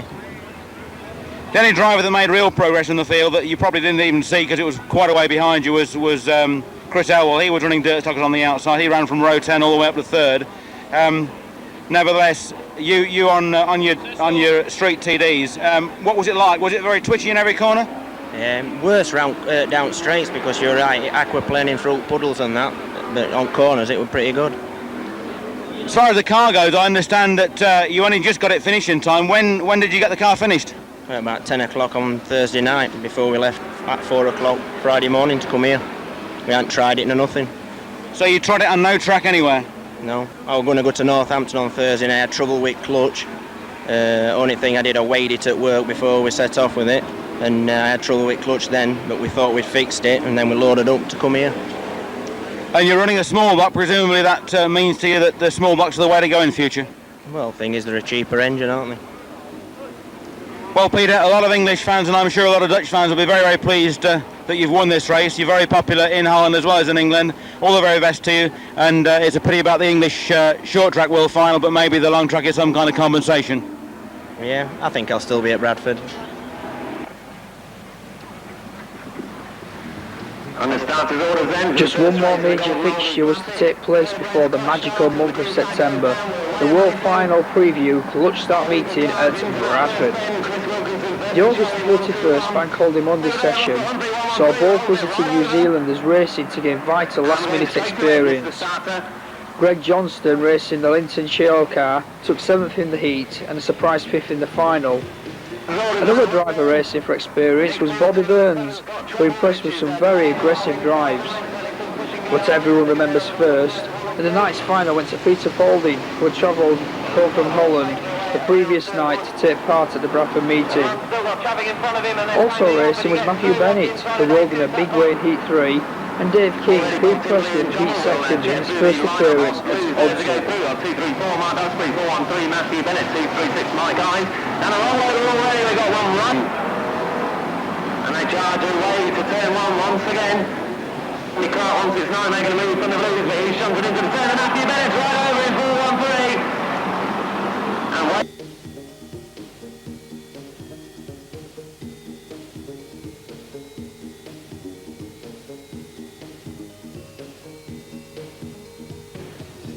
He's shunted into the turn, and Matthew Bennett's right over in 413. Big one, Graham Frans, the Graham Frans is going, Tilton's going on, Tilton's going to come through the wheel, car number 86. And David Tilton takes a spectacular win in the consolation, and crying on. And then the flag goes down, we're away racing, and just look at that down the home train as they all head towards turn 1. Mark Oakley, Graham Frans, 234, 216, very slow away. Top of all the battle, 87 Neil Grigg goes on the exit of the back straight with NZ24.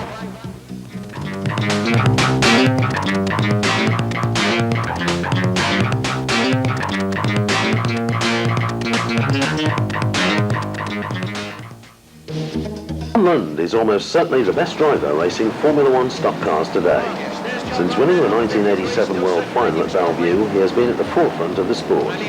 But newcomers to Briscoe may wonder where today's #1 driver came from. John's first race meeting at the wheel of a Formula One came at Rochdale on March the 28th, 1976. Racing a plain-looking silver car bearing the number 53, John finished 7th in a heat where many star men failed to qualify.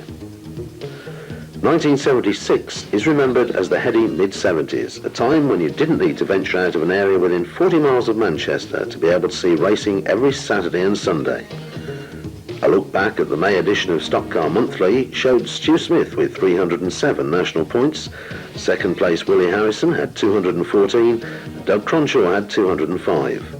Bringing up the rear of the superstar grade were John Hillen and Frankie Wainman, and 17 years ago, in 1976, Stockcar Monthly cost just 30 pence. By the time magazines of the era began referring to the latest emerging talent, Lund was getting a name for himself due to his over-the-top style. Yet despite his tremendous ability, his point-scoring rate was only enough to retain a yellow B grade. Although it would only be a matter of time before he harnessed the obvious potential, the season finished with Lund as a yellow top, winning a heat at Nelson, which he followed up with a rollover, and on October the 10th, his first final victory at Rochdale. 1977 saw a red-roofed John Lund taking on star men at every opportunity, with magazine reports of the time telling of a Rochdale meeting in which Lund held up Willie Harrison for 15 laps. A Brian Ely meeting report says that Harrison tried all he knew, but everywhere he went, there was Lund's bumper, wheel or front end blocking his path. Inside, outside, tight lines, wide lines, John had the answer to everything, showing just how much he'd learned over the past year. Whilst 1977 didn't provide Lund with any finals, the end of the year saw the 24-year-old in 10th place in the National Points Championship. 78 was a disappointing season. A late start in an unsuccessful lightweight car resulted in only 461 points, compared to the previous year's 626. A bright spot was John's qualification for the 1978 World Final. John achieved a 6th in the semis and finished 8th in the world, and rounded off the year with a career second final win at Rochdale in October. After a lean 1979 Jubilee year and an even worse 1980, John was about to spring back into the headlines in the 1980 World Final. John started on row 3 for the Coventry event, and the first attempt at a start saw Lund give vent to 2 years of frustration. Going into turn 1, John kept his foot hard down, and by the time the leading pack had entered the back straight, it became apparent that Stu Smith was in the fence, courtesy of the John Lund bumper. A complete restart was ordered, and this time Smith was not to be touched, but the best drive of the year was provided by Lund, who made the rostrum when he came home third in what was only his second World Final. If the 1980 World Final was a turning point, the new force that was John Lund came to the fore in 1981. A World Semi-Fifth was followed by a World Final Fifth, and before the year was out, John was 7th in the points, with a haul of 1,240 points, and that included 25 heat wins and 5 finals. Things got even better in 1982. In the opening meetings, Lund scored 6 final wins, managing to keep within sight of the constant early 80s points champion Frankie Wainman. 1982 was the year John Lund entered the megastar bracket, ending the year at number 3 in the points behind Wainman and Mike Close. 1983 saw John debut a new style of car to comply with the 6-post roll cage rule. Following a Sheffield semi-final victory, the car was lining up on the front row of the Coventry World Final. John led the early laps but was soon overtaken by Stu Smith. But on the resumption of the race after a mid-race suspension, John led once more before exiting with a flat. This heralded another 2 years out of the limelight for John. Despite giving Frankie Wainman a run for the national points, it was an otherwise disastrous 2 years for him. Following a string of seasons with race wins on the upside of 20, 85 saw John manage less than 10 victories. 1986 saw a new name on the side of the 53 car, Markey Technical Services. As if by way of saying thank you, John made Brendan Markey's local track, Aycliffe, his very own, winning 6 finals there in 1986. The 86 points chase saw Frankie well in command, but as the season progressed, John got closer and closer, only to see the chance of a title slip from his grasp as the season drew to its close. John's World Challenge was halted by a flat in the Hartlepool Semi, but the end of the season saw John finish with 2,400 points, just 267 behind Frankie Wainman, with a meeting average of 30 points compared to Frankie's 33. 1987 was the year when the history of John Lund became the history of Formula One stock cars. John started the season by debuting a new shale car, fitted with Mike Huddett prepared cast iron Chevy. By the June grading list, John had made up a 100-point lead over Frankie Wainman, and by July, Lund was enjoying a 250-point advantage over the second placeman. In May, he won the British Championship at Skegness, but ironically, he failed to take the European at Aycliffe, which was his #1 track in the 87 season. As the season progressed, he came increasingly into the frame on shale, and at the Sheffield Semi, John raced to a strategic second behind Dave Beresford. In the 87 World Race, John was in a class of his own. In a style that was to re-emerge at Bradford meetings in '92, Lund pushed all troubles out of his way and was not in any way held up during the 25 laps. Following the world title, John went straight on through the remainder of the season in the same style, winning the Points Championship, the Daily Mirror Grand Prix, and everything else that was on offer in a manner not seen since 1969. Since 1987, Lund has stayed at the top of the sport. In 1989, Peter Faulding challenged for Lund's national points title, and as everyone knows, Lund, in front of a stadium full of fans, took the championship at the last meeting of the season at Hensford. It was a similar story in the 1988 World Championship final. After some of the most exciting laps of tarmac racing ever, Lund piled Faulding into the West Bend and was never headed for the remaining laps. 1989 saw disaster strike in the Aycliffe Semi. Lund, at the front of the pack and a steward of a front row world start, retired from the semi-final race with transmission problems. Lund's contribution to the World Series was not yet over though. As world champion, he was seeded automatically onto the back of the grid, and after hitting a pile-up, John was lapped by race leader Ray Tilsley. John found himself then blocking second place Peter Faulding for most of the race. The only other hiccup in John's World Finals came in 1990 at Bradford. After some hectic opening laps reminiscent of Hensford 2 years earlier, John got away and looked set to take his third world title with ease. But a fire in the stationary Russell Taylor car brought the race under caution, and on the restart, Bert Finnegan started hauling in the 53 car. Following a highly charged series of battles, Finnegan broke free to take the checkered and the gold. John did have some world title success in 1990 though, when, after years of trying, he finally won the world long track title in Holland, finishing 1 car's length in front of Ron Kroonda. The following year, John was one of the unlucky 5 drivers to feel the bumper of Kev Smith in the Skegness Semi. By lap 1 of the race, Kev had fenced John Lund, Dave Beresford and Nigel Wharton on turn 1, and Bert Finnegan and Des Chandler on turn 3. Defending world champion Bert Finnegan won the race, and John climbed the places to finish 7th. It's interesting to note that the joyriding Kev Smith further helped Lund by eliminating many of the top runners as John raced up the places. Lining up way down the grid at the 91 Hensford World Final, no one was expecting anything of Lund, although the fastest ever practice lap of 15 seconds showed that if anyone was to make progress in the day's big race, it would be Lund. Indeed, by the closing stages, Lund had passed Andy Hodgson for 3rd place. Going into the last bend of the race, 2nd place Peter Faulding launched into long-time race leader Bert Finnegan, bursting Finnegan's outside rear. Faulding had won the world final, but backmarker Richard Pratt steered him into the wall, and a flying John Lund came cruising through the inside of the floundering lead men to take the world title. The world of stock car racing was treated to another challenger to the Lund throne in the closing months of 1991.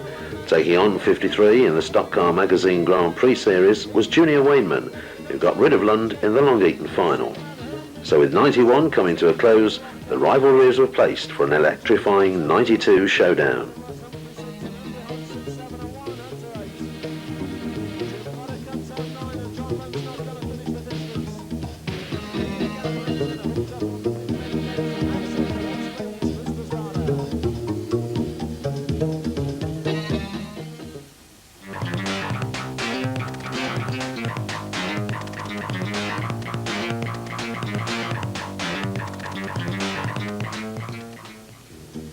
Way back to May 1954. Only ever one stock car meeting of importance in September. Whether it is the World Final, the Championship of the World or the World Championship Final, this is without question the stock car season's biggest meeting, bar none. As September the 19th drew closer, the final showdown between London Wayman on the hallowed Odsal Shale was about to begin. But the 515 car had suffered badly from the 1992 season, and leading up to the event itself, Frankie Jr. was rumoured to be debuting a new shale car. Sure enough, that very morning, the most radically offset shale car ever rolled into the Odsal pits. Rob Hughes got the lowdown from the race's top 2. Heath Barber compares the top 3 cars.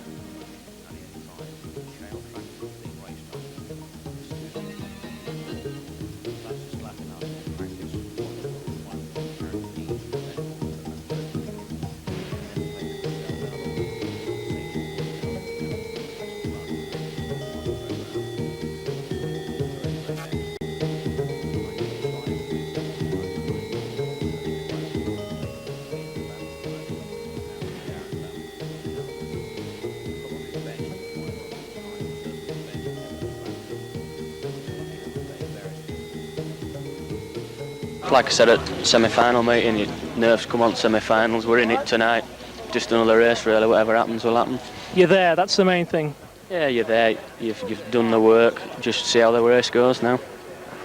Now, I would suggest that 1992 is probably going to be the very best shot that you've had at the title to date. Yeah, it is, by a long way, yeah. I'm in a very good position, the most forward position I've ever started in a world final, so... Now, would you like to tell us a little bit about the brand new car that you debuted in tonight? It's one me and my dad have designed. It's all coilover suspension all round. It's totally different to anybody's car that's out there. John Lund's is halfway to what mine is. He's got the coilovers on the back, I've got them all round. It's basically like a tarmac car, but it's for shales, so... Is it something like Formula 2 technology operated for Formula 1, so a completely different league again? It's very similar, but everything has to be a heck of a lot stronger than the Formula 2s. The ideas are very similar, except we haven't got the independent front suspension, because you don't have the strength with the independent front suspension, so... Now, I've been informed from a reliable source that you've already been shale practicing earlier this week. Yeah, we're out with it beginning of this week, and it seemed to go very well, so... Are you able to make any sort of direct comparison as the potential form of this car compared to your normal shale car? Yeah, it's got a lot of potential, a hell of a lot. There's a lot of things that you could do with it, but it was just a lot better than mine. It just felt a lot better, so hopefully tonight it should be. It is going to be better than my old car, because my old car got very bent at Boston, so it was a case of either build a new one or try and straighten out, which wasn't going to be quick enough anyway, so we decided to finish the new one off. So it's a gamble, but in your eyes, certainly a gamble worth taking, debuting a new car on such an important occasion as the World Final. Yeah, it's like Peter Folding took the new car to Holland. He said, if it goes bad, it'll still go better than the car I was going to take, so that's the way that we're working it. Now, I've spoken to your top rivals on the first two rows tonight. Now, how do you think your chances are going to compare to the likes of John Lund and Dave Beresford? I don't know. I'd like to think that the car was good enough to race with John, to stay with him, to race with him, against him. Hopefully that way it'll be a very good race. There's a lot of quick cars up there. Bobby Burns, Dave Beresford, Murray Harrison. There's a lot of quick cars up there. I don't think for a minute that it's just going to be either me or John Lund. Now, I would say that the top six rows are those who are in hot contention for the World Final tonight. Now, starting on row 2, you're probably more motivated than most drivers to really want to get that gold roof.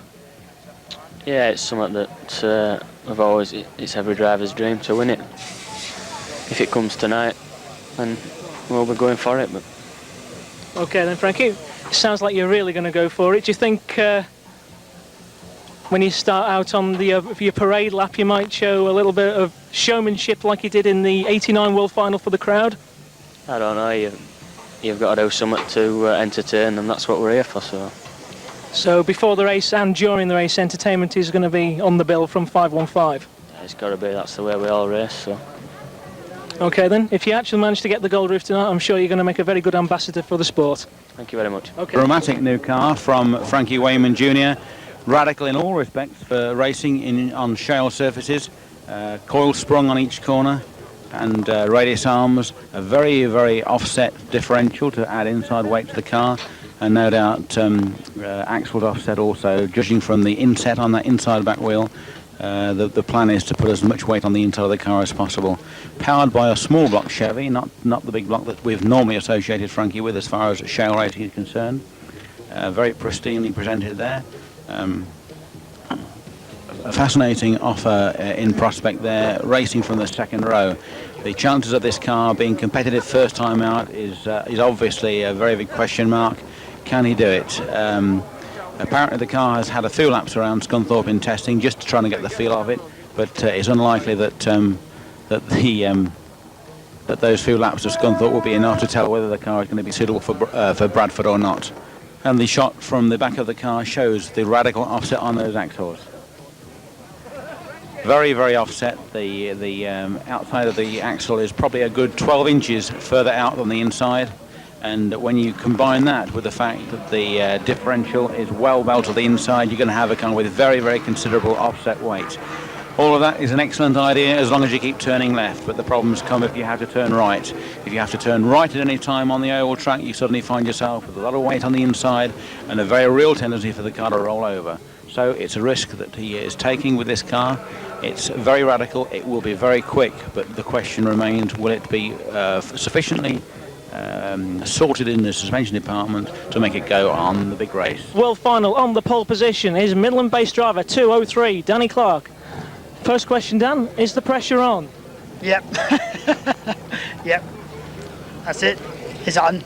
Now, I understand that you're keeping the car under wraps in the bus just at the moment. Is there any particular reason behind this? Yeah, I don't want it to get wet.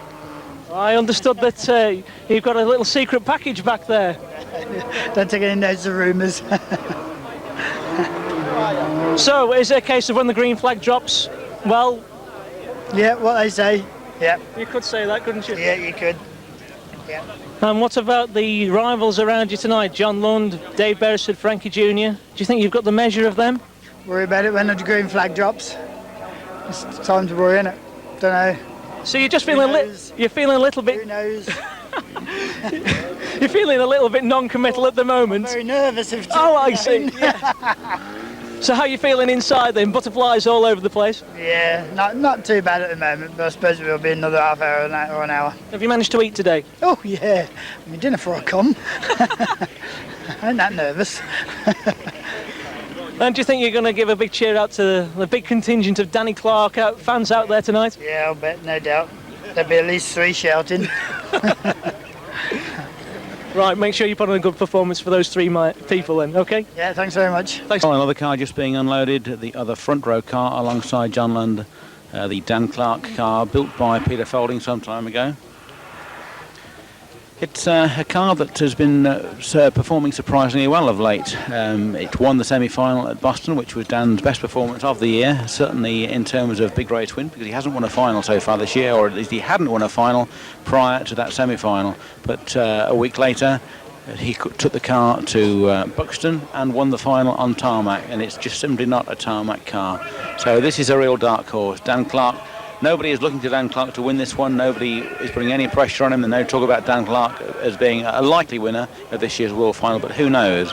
He's right on form. The car, it would seem, has got the ability.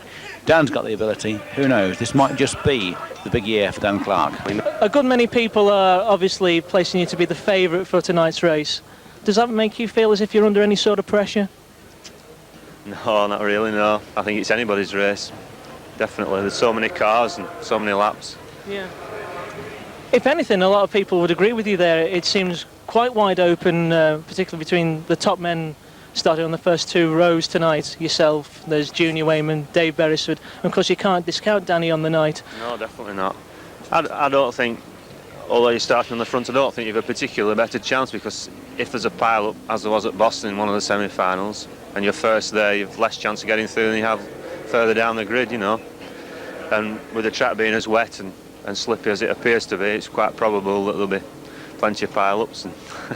So obviously you've taken into account your car setup then for tonight in light of the track conditions? Well, I've done my best. I don't know, I'll see how it goes.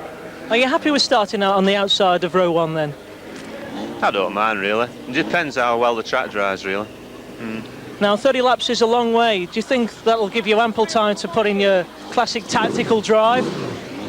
What tactical drive? I think it'd be a case of keeping out of trouble as much as anything. And who would you say would to be your principal rival in tonight's race? Does anybody concern you? Oh, everybody, really. Everybody, yeah. There's at least 3/4 of the field are fast enough to win it, and the other quarter will probably cause enough problems somewhere to, you know, to slow you down or take you out, or so it's anybody really. You've got to have eyes in the back of the head, and well, looks like we're just going to have to see how the plan goes tonight, John. You've been a good ambassador for the sport, the 3 times that you've won the world title and the number of championships that you've won. You really put on a good show for everybody, so if you win it again tonight, it'll be no mean feat. Well, we'll see how it goes. It's time somebody else had it, I think, really, but anyway, we'll have to see. Okay then, John, thank you very much for your time. Okay. To be unloaded, the John Lund shale car, distinctive with its coilover shock absorbers at the rear, leaf sprung at the front. Is in terms of preparation for today's meeting, it would seem to be new bumpers, but perhaps little else. The paintwork showing battle scars from the season that has gone so far. But nevertheless, on its day, the quickest car around Bradford this year. But it all depends on the surface and whether John has got his tricky suspension tuned into the surface. Who knows? Only time will tell, and we'll know in about 2 hours' time. 1992 saw surprise semi-winner Dan Clark on inside row 1 with John Lund on the outside. Row 2 was made up of Junior Wayman and Dave Beresford. Following visitors Greg Johnson and Pete Kaiser was Bobby Birds on inside row 4, who was next to Russell Humphrey. But the surprise entrant in the 92 World Final was Peter Folding. The Stockcar world was thrown into uproar when it became apparent that he'd been seeded onto the back of the grid as the reigning long track world champion. Into the first bend.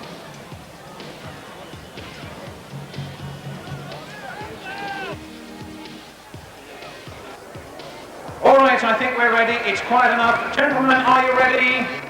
Start your engines.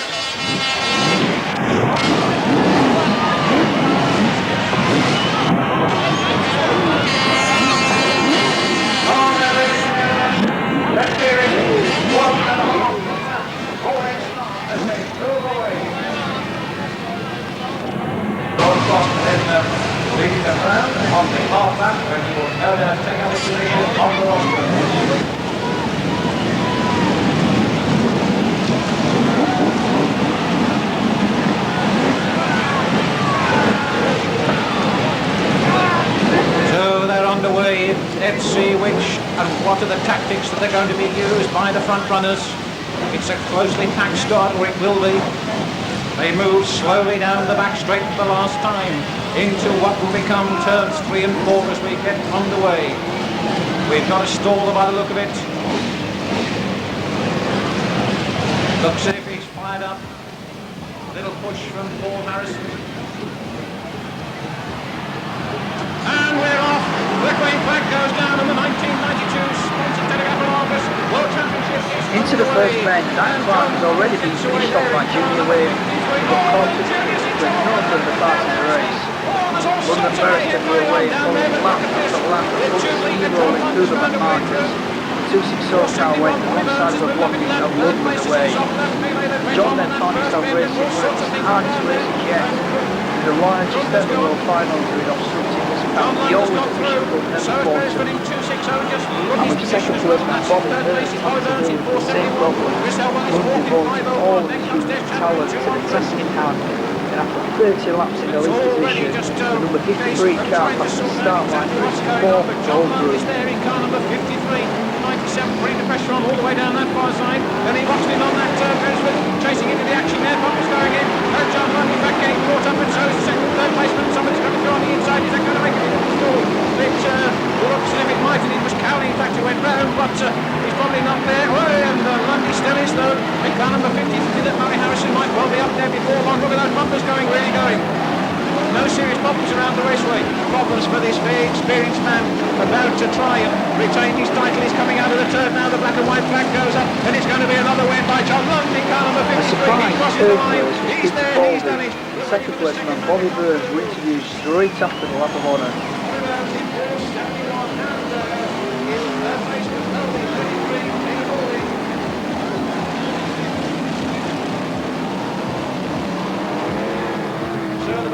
Coming through again. And we've got them all, Mr. Starley, ready to give you your praise. And the man who came here to defend his title has successfully done so. The 1992 Telegraph and Argus sponsored Formula One World Championship. The winner, 53, John Lund.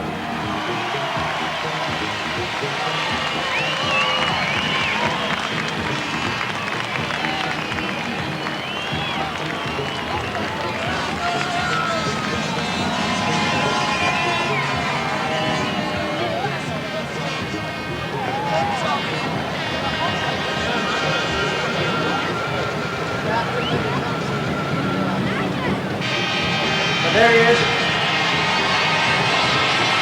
Amid great jubilation. 471, Ronnie Burns.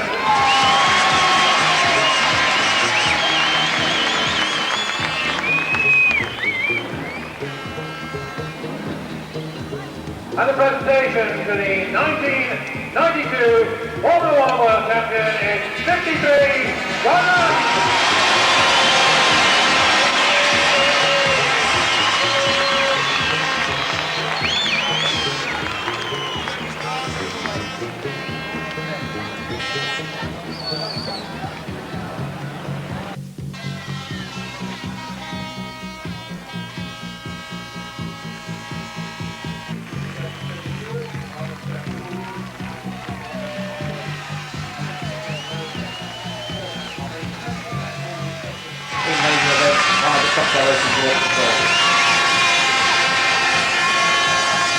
Over on the far side, ladies and gentlemen, 53 John Lund, 471 Bobby Burns, and 33 Formula One Stockcar World Championship. Rotherham-based driver number 33 Peter Falding, but he certainly showed the class of his driving skills tonight as he came home with a superb third place. What is your opinion on the race tonight then, Peter? It was an hard race, a long way to come from back and a lot to do, but you've nothing to lose, have you, from there? You obviously must have really enjoyed it tonight. Quite an achievement coming right the way from the back of the grid. Yeah, well, it were. I didn't know whether I was going to be allowed in or how they interpret the rules and everything. And anyway, I was seeded, and then just got to go from there. Just give it your best shot. Well, congratulations on getting that superb third place. You've surely made your efforts to try and get on the world final grid worthwhile. Thank you. Now we have the second place finisher in this year's Formula One Stockcar World Championship. 4:71, Bobby Burns. Well, congratulations, Bobby, on that second place. Thanks very much. Now, so it was rather a fortuitous second, would you say, or one that was well earned and hard fought? No, I think we deserve what we got. The only shame of it was that it wasn't a better race up front with Lund and maybe someone with me. There was the pile up at the start. I wasn't sure if John got away, but obviously he did, because I think it was young Frankie that spun. A lot of them went in, and we went round on the wall. And well, really, from then on, other than a few back markers, it was an easy race because the field had spread out so much. It was really a question of trying to negotiate those back markers lap after lap on ever-changing track conditions. Yeah, that's right. And also, you had cars that was left, dead cars that was there 1 minute and not there the next. The problem of any race, long race, is back markers. But that's what makes it what it is. And in light of the fact that you're saying what makes it what it is, do you think, as far as the crowd were concerned, it was a memorable world final? Well, you'd be better off. When you're driving, you don't see nothing. You only see obviously what's in front of you and what goes on. Memorable for John Lund fans, obviously, because is it his fourth one on the trot? Fourth one. But I wouldn't perhaps say it was one of the classics. Last year, yes, because you had the climax at the end. This year, it was cut and dried. So, probably not. Well, certainly a memorable race as far as Bobby Burns fans are concerned as well. This is your best ever finish. Absolutely, it was definitely the best. It's just a shame that we couldn't have had a race with John Lund, whether we'd have beat him but we didn't get anywhere near the leader to contend for it. So, that's a shame. Fury has died down. Number 53, John Lund, who's successfully managed to retain the Formula One Stock Car World Championship, is here to recollect his thoughts and give us his opinion on what he thought of the 1992 World Championship. First of all, John, may I offer, on behalf of SCM Video, congratulations on winning world title number 4. Thank you very much indeed. Thank you. Now, you've had a chance for it all to settle in. Have you taken it all in yet? I can hardly believe it, really. Had so many lucky scrapes during the race, you know, 1 or 2 cars spinning, and every lap there was an incident of some sort that I had to negotiate, you know, and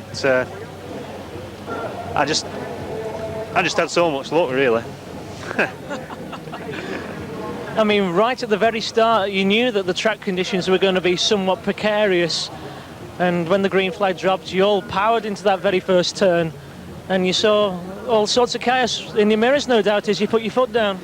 Well, right at the very start, when he dropped the green flag, I was quite high up on the bank because it's cambered, and as soon as I started to accelerate, the car actually slid down into the side of Danny's car. It was so slippy at the beginning.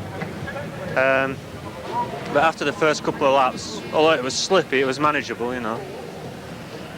Now, in the first half of the race, you're already having to negotiate a fair number of back markers. You had Dave Beresford loom in your mirrors one stage or other, but all the time you had to pop that back marker between yourself and the 260 car. Were you just taking it steady at that point and making sure that everything was going to plan? I had no idea who was behind me. I was so busy watching what was happening in front, and after a few laps there was an incident just coming out of the pits turn, and I had to go right out wide. I run into the plate and bounced off. That was pretty close, and I fully expected somebody to come around the inside, but nobody did do. Yes, there must have been at least 3 occasions when the vast majority in the crowd were fully expecting the defending world champion to suddenly make an unexpected exit, but you were there putting your foot down and managing to get out of all sorts of scrapes. Yeah, a bit raggy. Yeah, lucky. Now, when you're racing in a long race like that, and one that's so important, can you feel yourself being uptight in the cab? Can you feel any sort of thoughts that go through your mind, or are you just concentrating on directly what's in front all the time? Yeah. Well, once you get started, just 100% watching what's happening, and you know, you're sat in the car and you just drive the car. You know, you're all the time, you feel it, what it's doing, and trying to get the best out of it and watching and picking your line, and you know, you think, well, that's such and such a driver. He tends to push on. I know to go inside him, and you know, you. And after all those 30 laps, you came home a good, clear victor. After the likes of Dave Beresford went on, hit the timber balking. Bobby Burns was your second place man home, round about half a lap in arrears from yourself. Now, after you crossed the checker flag and you got out the car and that, how did you feel once you heard all the atmosphere and all the roar of the crowd? I was very relieved that that the race was over, because we've like put a lot of time in the last couple of weeks getting the car ready, you know. But getting the trophies and the crowd, it's a bit overwhelming, really. You know, I find it so. You can really almost cut the atmosphere with a knife out there on the centre green. Yeah, definitely. Yeah, you could tell there was a hell of an atmosphere after the. You know, there must have been a big atmosphere during the race, but because of the noise of the engines, and you can't really. It didn't get to, you know, until the race is finished. Now, with this being your 4th World Championship victory, how do you think, now that you've had a chance to think about just a little bit, that it compares with your other victories that you've had at the likes of Bellevue and your 2 victories at Hendersford? Well, Bellevue must be the one which I remember best, because it was the first one I'd won, you know. But I think possibly this was the hardest in regard of just the amount of traffic and cars spinning, and you know, just keeping out of trouble and not hitting things. And do you think it was a race that'll be memorable as far as the crowd are concerned? I hope so, yeah. Yeah. From my point of view, being on the front row and like, everybody seemed to be saying, oh, he's favourite to win and all this. I think I didn't like to let it, but it seemed to put more pressure on me somehow, you know, because people were expecting me to win. Well, I'd rather be a no-hoper coming. But there again, with the pressure on and everybody's expectations behind you, you really lived up to those expectations, and you thoroughly deserve the victory. Well, I did my best anyway. Well, that's certainly proved that the best really was good enough. Moving round here very quickly. Remember, this is the final, running over 20 laps, and it's Richard Mason in car number 202. The meeting's last race witnessed the emergence of a new yellow-top superstar in the form of Liversedge-based Mal Brown. He stayed one step ahead of John Wright to give him a heat lead, and then a victory in the £1,000 Dash for the Cash race. The meeting's grand final saw victory go to Bradford's Richard Mason, a superb consolation for his Boston disaster. At the end of the night, Rob Hughes caught up with the flying Bradford Blue Top. So,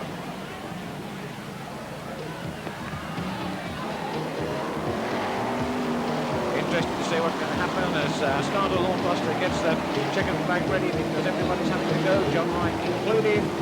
But as they come over the line, it looks as if it's going to be Mason in 202, about a quarter of a lap in front of the man in second place, Andy Hodgson in car number 272. Dace.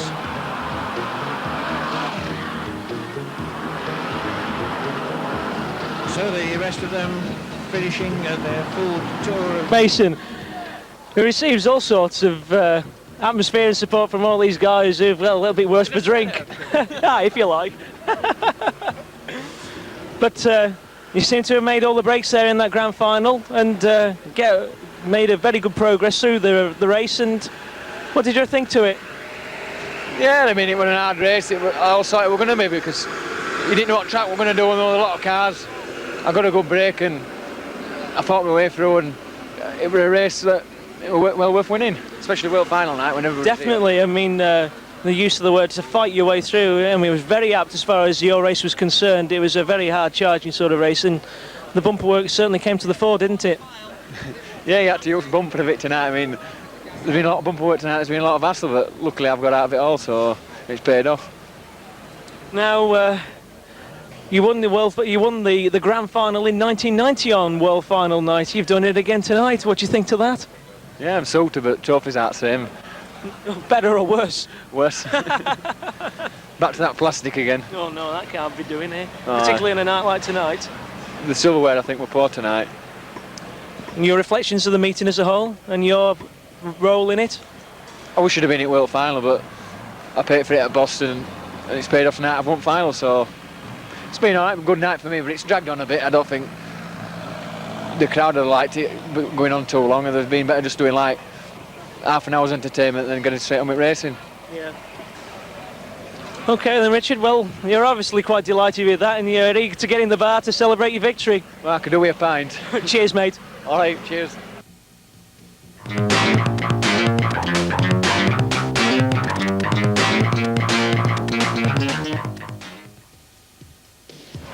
It's going to be 5. The next time Mr. Starter for your race leader as 146 goes flying into the fence, courtesy of the 77 Inflats front bumper. Moving through on the outside and takes the lead. With the World Final over, the Stockcar season went into slowdown mode. But in the closing months of 1992, there were 3 meetings that were some of the best of 1992. Round 6 of the Bristol Club Grand Prix saw Long Eaton at its fastest yet.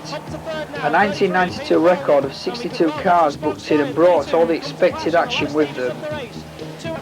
Drivers making a Mr. Starter, will Dave King in car 31 be able to hold out the hard-charging Superstar? As the laps tick away, they've both got almost identical machines, both superbly prepared and looking superb. 31, Dave King holding out the Superstar. 33, Peter Balding. All eyes on these two top men as we're moving on to the last lap next time round. He could be in for a climax in this second race tonight. 31, Dave King, what's he going to do in an effort to try and hold out? 33, Peter Balding, moving through the back straight for the very last time. The yellow top seems to have a little bit of a lead there.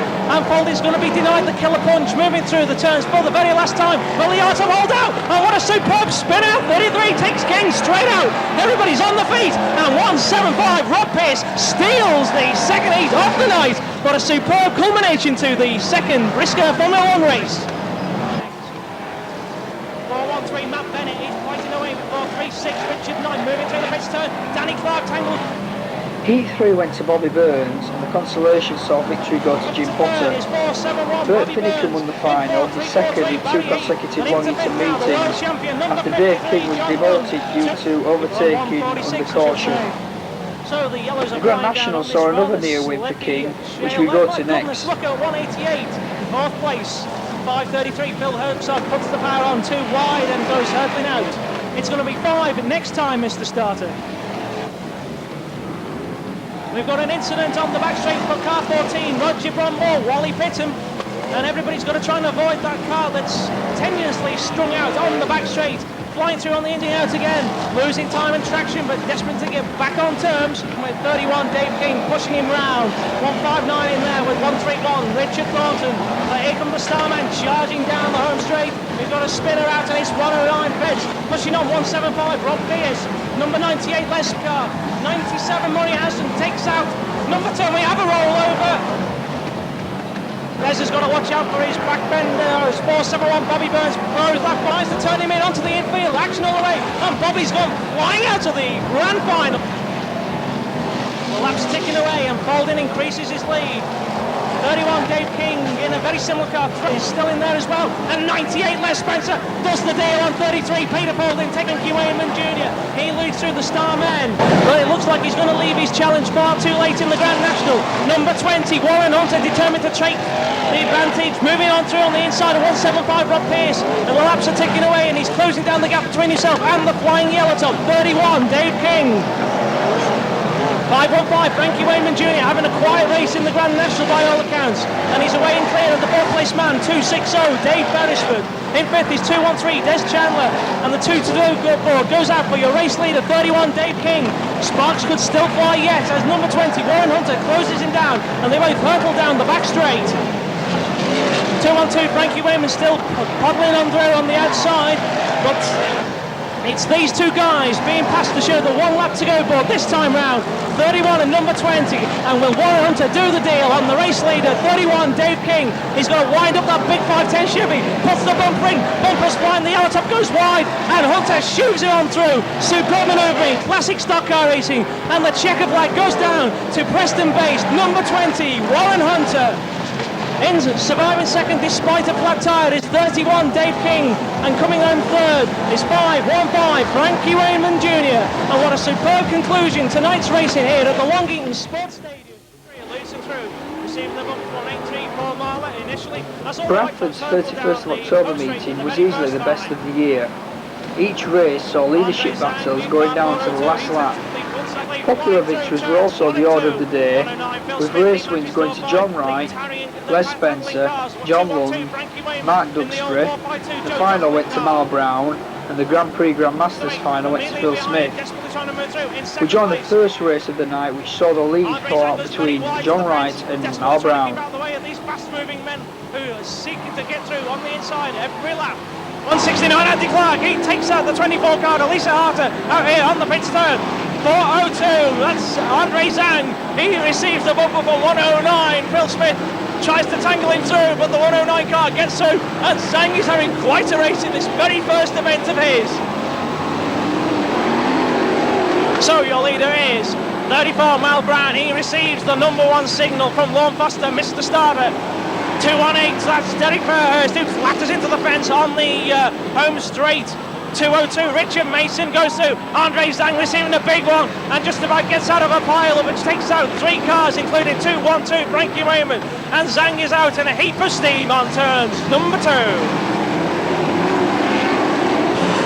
Checker flag time and 128, John Wright from Longing takes the first heat of the night. In second place was 34 Mal Brown. Still holds up this procession of blue tops. The next battle was for Heat 2 between Kev Smith, Les Spencer and Frankie Wayman Jr. Rob Hughes caught up with the race winner after the race. And he's chasing after Smith. Will Smith be able to hold out the charge of 98 Les Spencer, 515 Frankie Wayman Jr. The blue tops go wide, Junior looking for the inside line, and will they tangle out in a shower of sparks? Smith on the outside, 98 Les Spencer on the inside, and Junior Wayman looking to get through both of them. 98 Les Spencer now takes the lead, powering down the wide wall on the outside, down the home straight. He manages to try and get away from 64 Kev Smith, who's desperately trying to hold out the Silsden-based superstar. And Will Smith give the big one back to 98 Les Spencer, and Smith is trying to get through on the inside. He nearly goes over the Temple Ball King, and the checkered flag goes down to 98 Les Spencer. It's the Midland man who takes checkered flag in the second heat of the night in superb style from 64 Kev Smith. By 2 ex-star men. One was 64 Kev Smith, but the man who came home first across the line was 98 Les Spencer. Well done, Les. Thank you. Yeah, nice little win that. Very pleased with that. A very well-earned one as well by all the aggro that everybody was dishing out to one another. Yeah, very much so. It was a hard race from about halfway for me, for young Frankie behind, and then I had to just concentrate on worrying about him and catching Kev at the same time, which is quite a job to do, you know, when you got one behind and to catch one in front. Now, you certainly brought out your main attributes as being a driver who's never willing to move over right to the fore in that particular event. The race was evolving around the whole stream of blue tops right from the early stages of the race, and you managed to come out right on top. Yeah, I hung back a little bit at the beginning because I was last blue on the grid, and normally they don't all make it to the flag anyway. So I hung back a little bit. The track dried, the car was really handling well, I was very pleased with it, so I thought, yeah, now's the time to go for it. Obviously not disappointed by your downgrade in towards the latter part of this season then? No, not disappointed at all really, because I had an engine blow up twice this year, which just stopped me from racing. First time was for 5 weeks and then for 3 weeks, so that's why I lost the red top really. And since we got it back together and got it sorted out now, I'm very pleased with it. Very pleased indeed. Double points tonight. I suppose you're a little way off for the Grand Prix, aren't you? Yeah, a little way off. I think prize money's only down to 6, so if I can scrape in at 6, I should be lucky, I should think. But if you manage to repeat the performance that you did in your heat in the main event of tonight, so perhaps it could be a nice little learner after all. Hopefully, you never know. Yeah, hope so. Hope so too, Les. Thank you for your time. Thank you.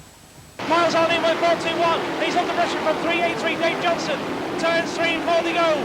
34. The last race of the night saw Mal Brown lose out to Phil Smith in the closing stages, after which Rob Hughes caught up with the number 1 yellow top. 98 Les Spencer has his 234 Mike Duxbury. He's out through with 86 David Tolson. 444, he tangles out with him, and it's 34 Mal Brown still holding the lead. 64 Kev Smith puts the big one in and makes a mess, and he goes out with 2-8 Derek Fairhurst. So now the lead is down, moving through turns 1 and 2. 34 Mal Brown ahead of 5 Hawk Silsden. Puts the big one in, does Junior, and will man be able to hold him out, tries to cut him into the infield, Marker Miles, and he holds it and wins tonight. 5 515, Frankie Wayman Jr. is not going to take any further part in this race as he has a rear flat tyre, and all the Starmen go for propelling themselves through.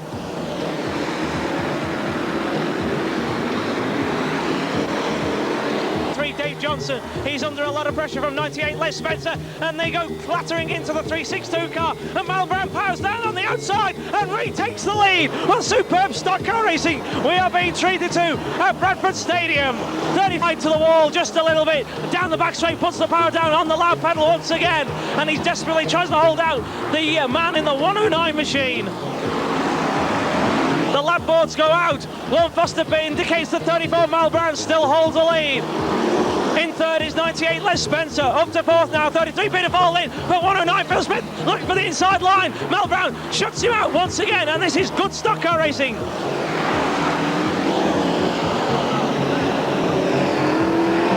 So everybody has their eyes up front. Mal Brown's car pushing on ever so slightly, puts the power down once again and breaks away from the 109 car. 98 Les Spencer, he's been taken by third by 33 Peter Foldy. 109 Phil Smith puts the big one in, and he's been successful this time. And 109 Phil Smith is flying on through.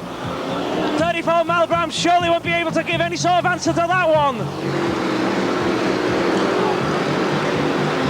33 Peter Falding about to arrive on the scene, but they're moving through the turns for the last time. 109 Phil Smith about to take the checkered flag. 34 Mal Brown comes in an excellent second place. In third was 33 Peter Falding. Coming out here at the Odsal Stadium, Bradford. The best meeting that Mal Brown had probably achieved was a sensational Bellevue final victory back in 1983, where he managed to hold out the 190 car of Len Wolfenden. But would you admit, Mal, that tonight you've probably exceeded all expectations and probably had the best meeting ever in your racing career? Yeah, probably, yeah. Yeah, we were thinking we were hoping on a good meeting to get you up in Boss Track Championship, but, you know, mechanics would say, no, you'll have to have a good place and win final, but, I mean, you never really think it'll just happen as good as that, but, yeah, pretty good tonight, yeah. Now, obviously, the car was handling to perfection, would you say? Yeah. We just put a Uzi outside front for the last race because mechanics like Uzis. I'm into these cheap Pirellis, and I'm sure the Pirelli were better. You know, we're pushing on worse in that last race then than what. Or maybe Tracker got down to tarmac and it was, you know. But yeah, but I still think it could go better. But you know, that's yeah. Well, if we actually look at the races in question where you performed so well, first of all, the night's grand final itself, you certainly got a very good break straight away from your yellow top start. Yeah, I just got away. When young Frankie came along, I could see him with about 6 to go. He was keeping up on me all the time, and the car went a bit sick. Distributor moved last few laps, and he just caught me a very quick last 3 laps. And I thought, yeah, he's going to have me here. Like, he gave me a good bat on last bend, but he jumped out of gear, and I just managed to chop him up. So I got over the line first, like, but yeah. Yeah, you were obviously planning your moves quite early on there. So when Frankie came in for the kill, you were quite prepared for him. Yeah. Your engines are funny, if you give it stick all the time, it goes a bit sick to the last few laps, and so you tend to try and drive to as fast as it'll go, but keep as much shut off and save a bit for end if you can, like if it's possible. Like once it gets over 100 degrees temperature, engine starts going a bit sick, like, you know, the last few laps. Like hell of a heat that is, isn't it? Yeah. But moving on to the very last race tonight, you were planning to do it all over again. Yeah. I had a good start from back at Yellows. I got down inside of him pretty quick, got to up front. Dave Johnson with me all the time. You went through them like a proverbial steamroller, really. They did get past. I got hooked up on another white or yellow top, and they got past. Like, but yeah, that's Phil Smith come down inside early on, and I chopped him up onto the beams a bit, but he just got me 1 lap to go and got past. Like. So where Frankie Wayman failed, Phil Smith succeeded. He got me that wide onto the muck. I didn't just have a chance to come back at him. Like, well, I was going to have a go at him, but that were maybe another time. Well.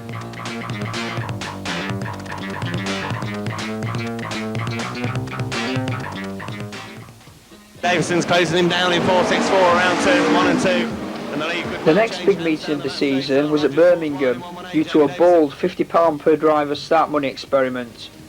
The best race saw Jamie Davidson, Peter Falding and Andy Hodgson fighting for the lead, with somewhat unfortunate consequences for Hodgson. Andy Hodgson, the man applying that pressure in car number 272 with Peter Fording close in third in 33.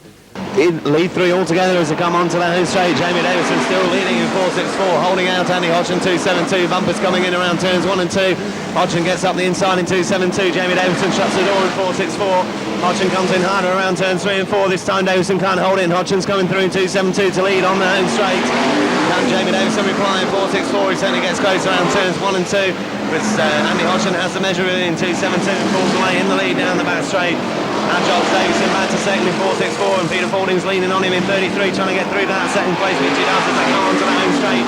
Jane Bean now in fourth in 309, closing on the Jamie Davison car at 464, but Andy Hodgson 272 pulling right away in the lead.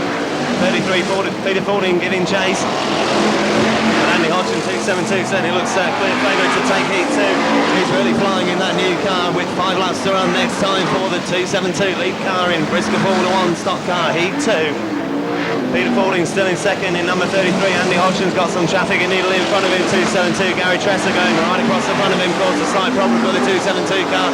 He pulls right away once again, although Peter Fording has closed slightly in car number 33. There's a big shunt on the back straight as the leaders come by, and Andy Hodgson's in trouble in 272. Grants a bank and he rolls the car right over and out of the lead. That's a big roll over Hodgson there on the back straight. Car number 33, there's a big shunt on the back straight as the leaders come by, and Andy Hodgson's in trouble in 272. Grants a bank and he rolls the car right over and out of the lead. That's a big roll over Hodgson there on the back straight. But he's a long way back, and it looks like he's just going to have to O-Jane that one with 33. Peter Fording crossing the line, takes the check.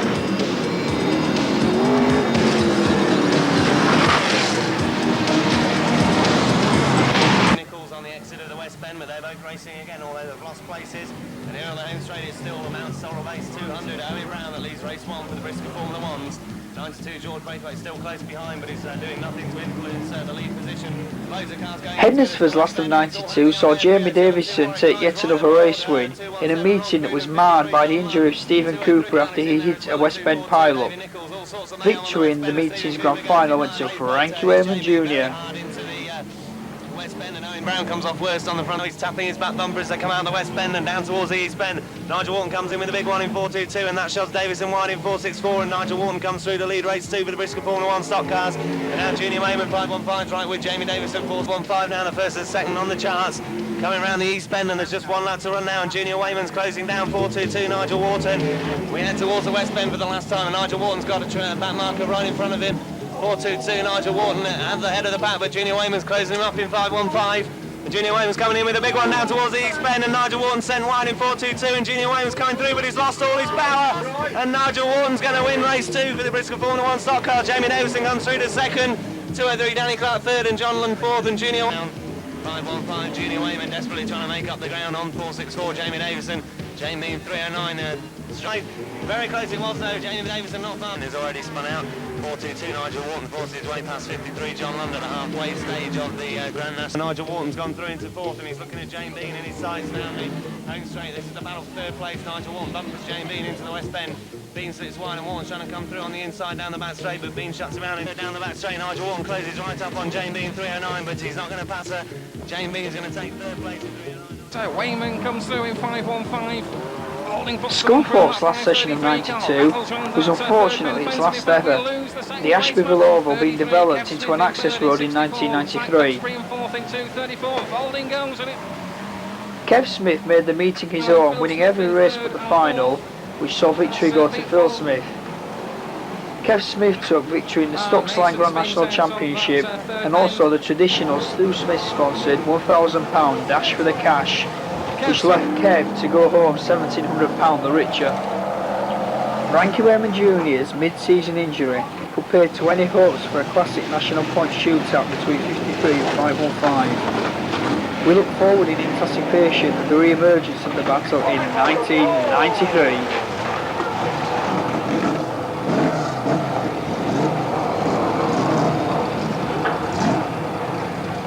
Looks like Ross Humphrey's needing some attention down there on the home straight, so quite a heavy knock. Mr. Starr, if you can bring him to a stop with 34 as the lead car right in front of you. Home straight, the problem seems clear down on the home straight then. Russ help from his car.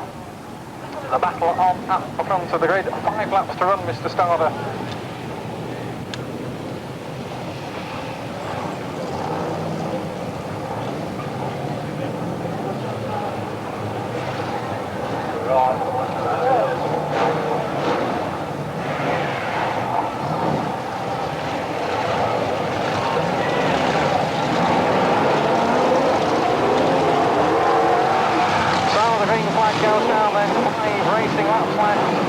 Between that and £1,000.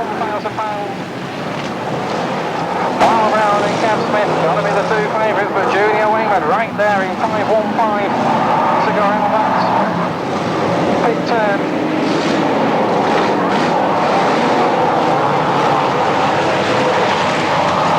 On the full-lap marker goes out and he looks as though Melville loses his chance of 1,000 on that third and fourth turn.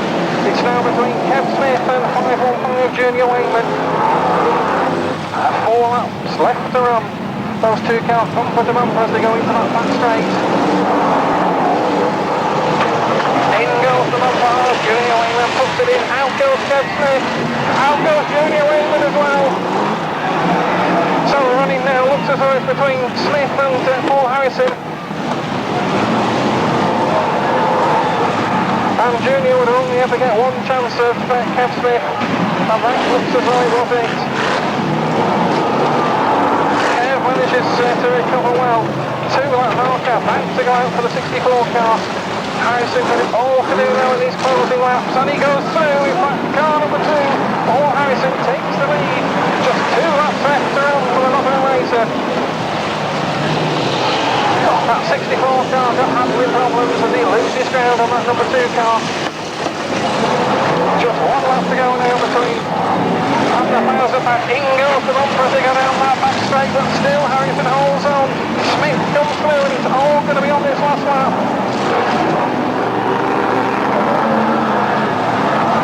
And Smith has problems. Harrison struggles to find grip as those 2 cars go into the pit turn for the last time. Harrison's really going to wind it up going down this back straight, but surely not on the through. Kev Smith comes down that turnstile bend for the last hour, back to collect the checkered flag. And £1,000 then goes to Kev Smith, driver car number 64. And what a super way to end an excellent evening's racing here at Scunthorpe.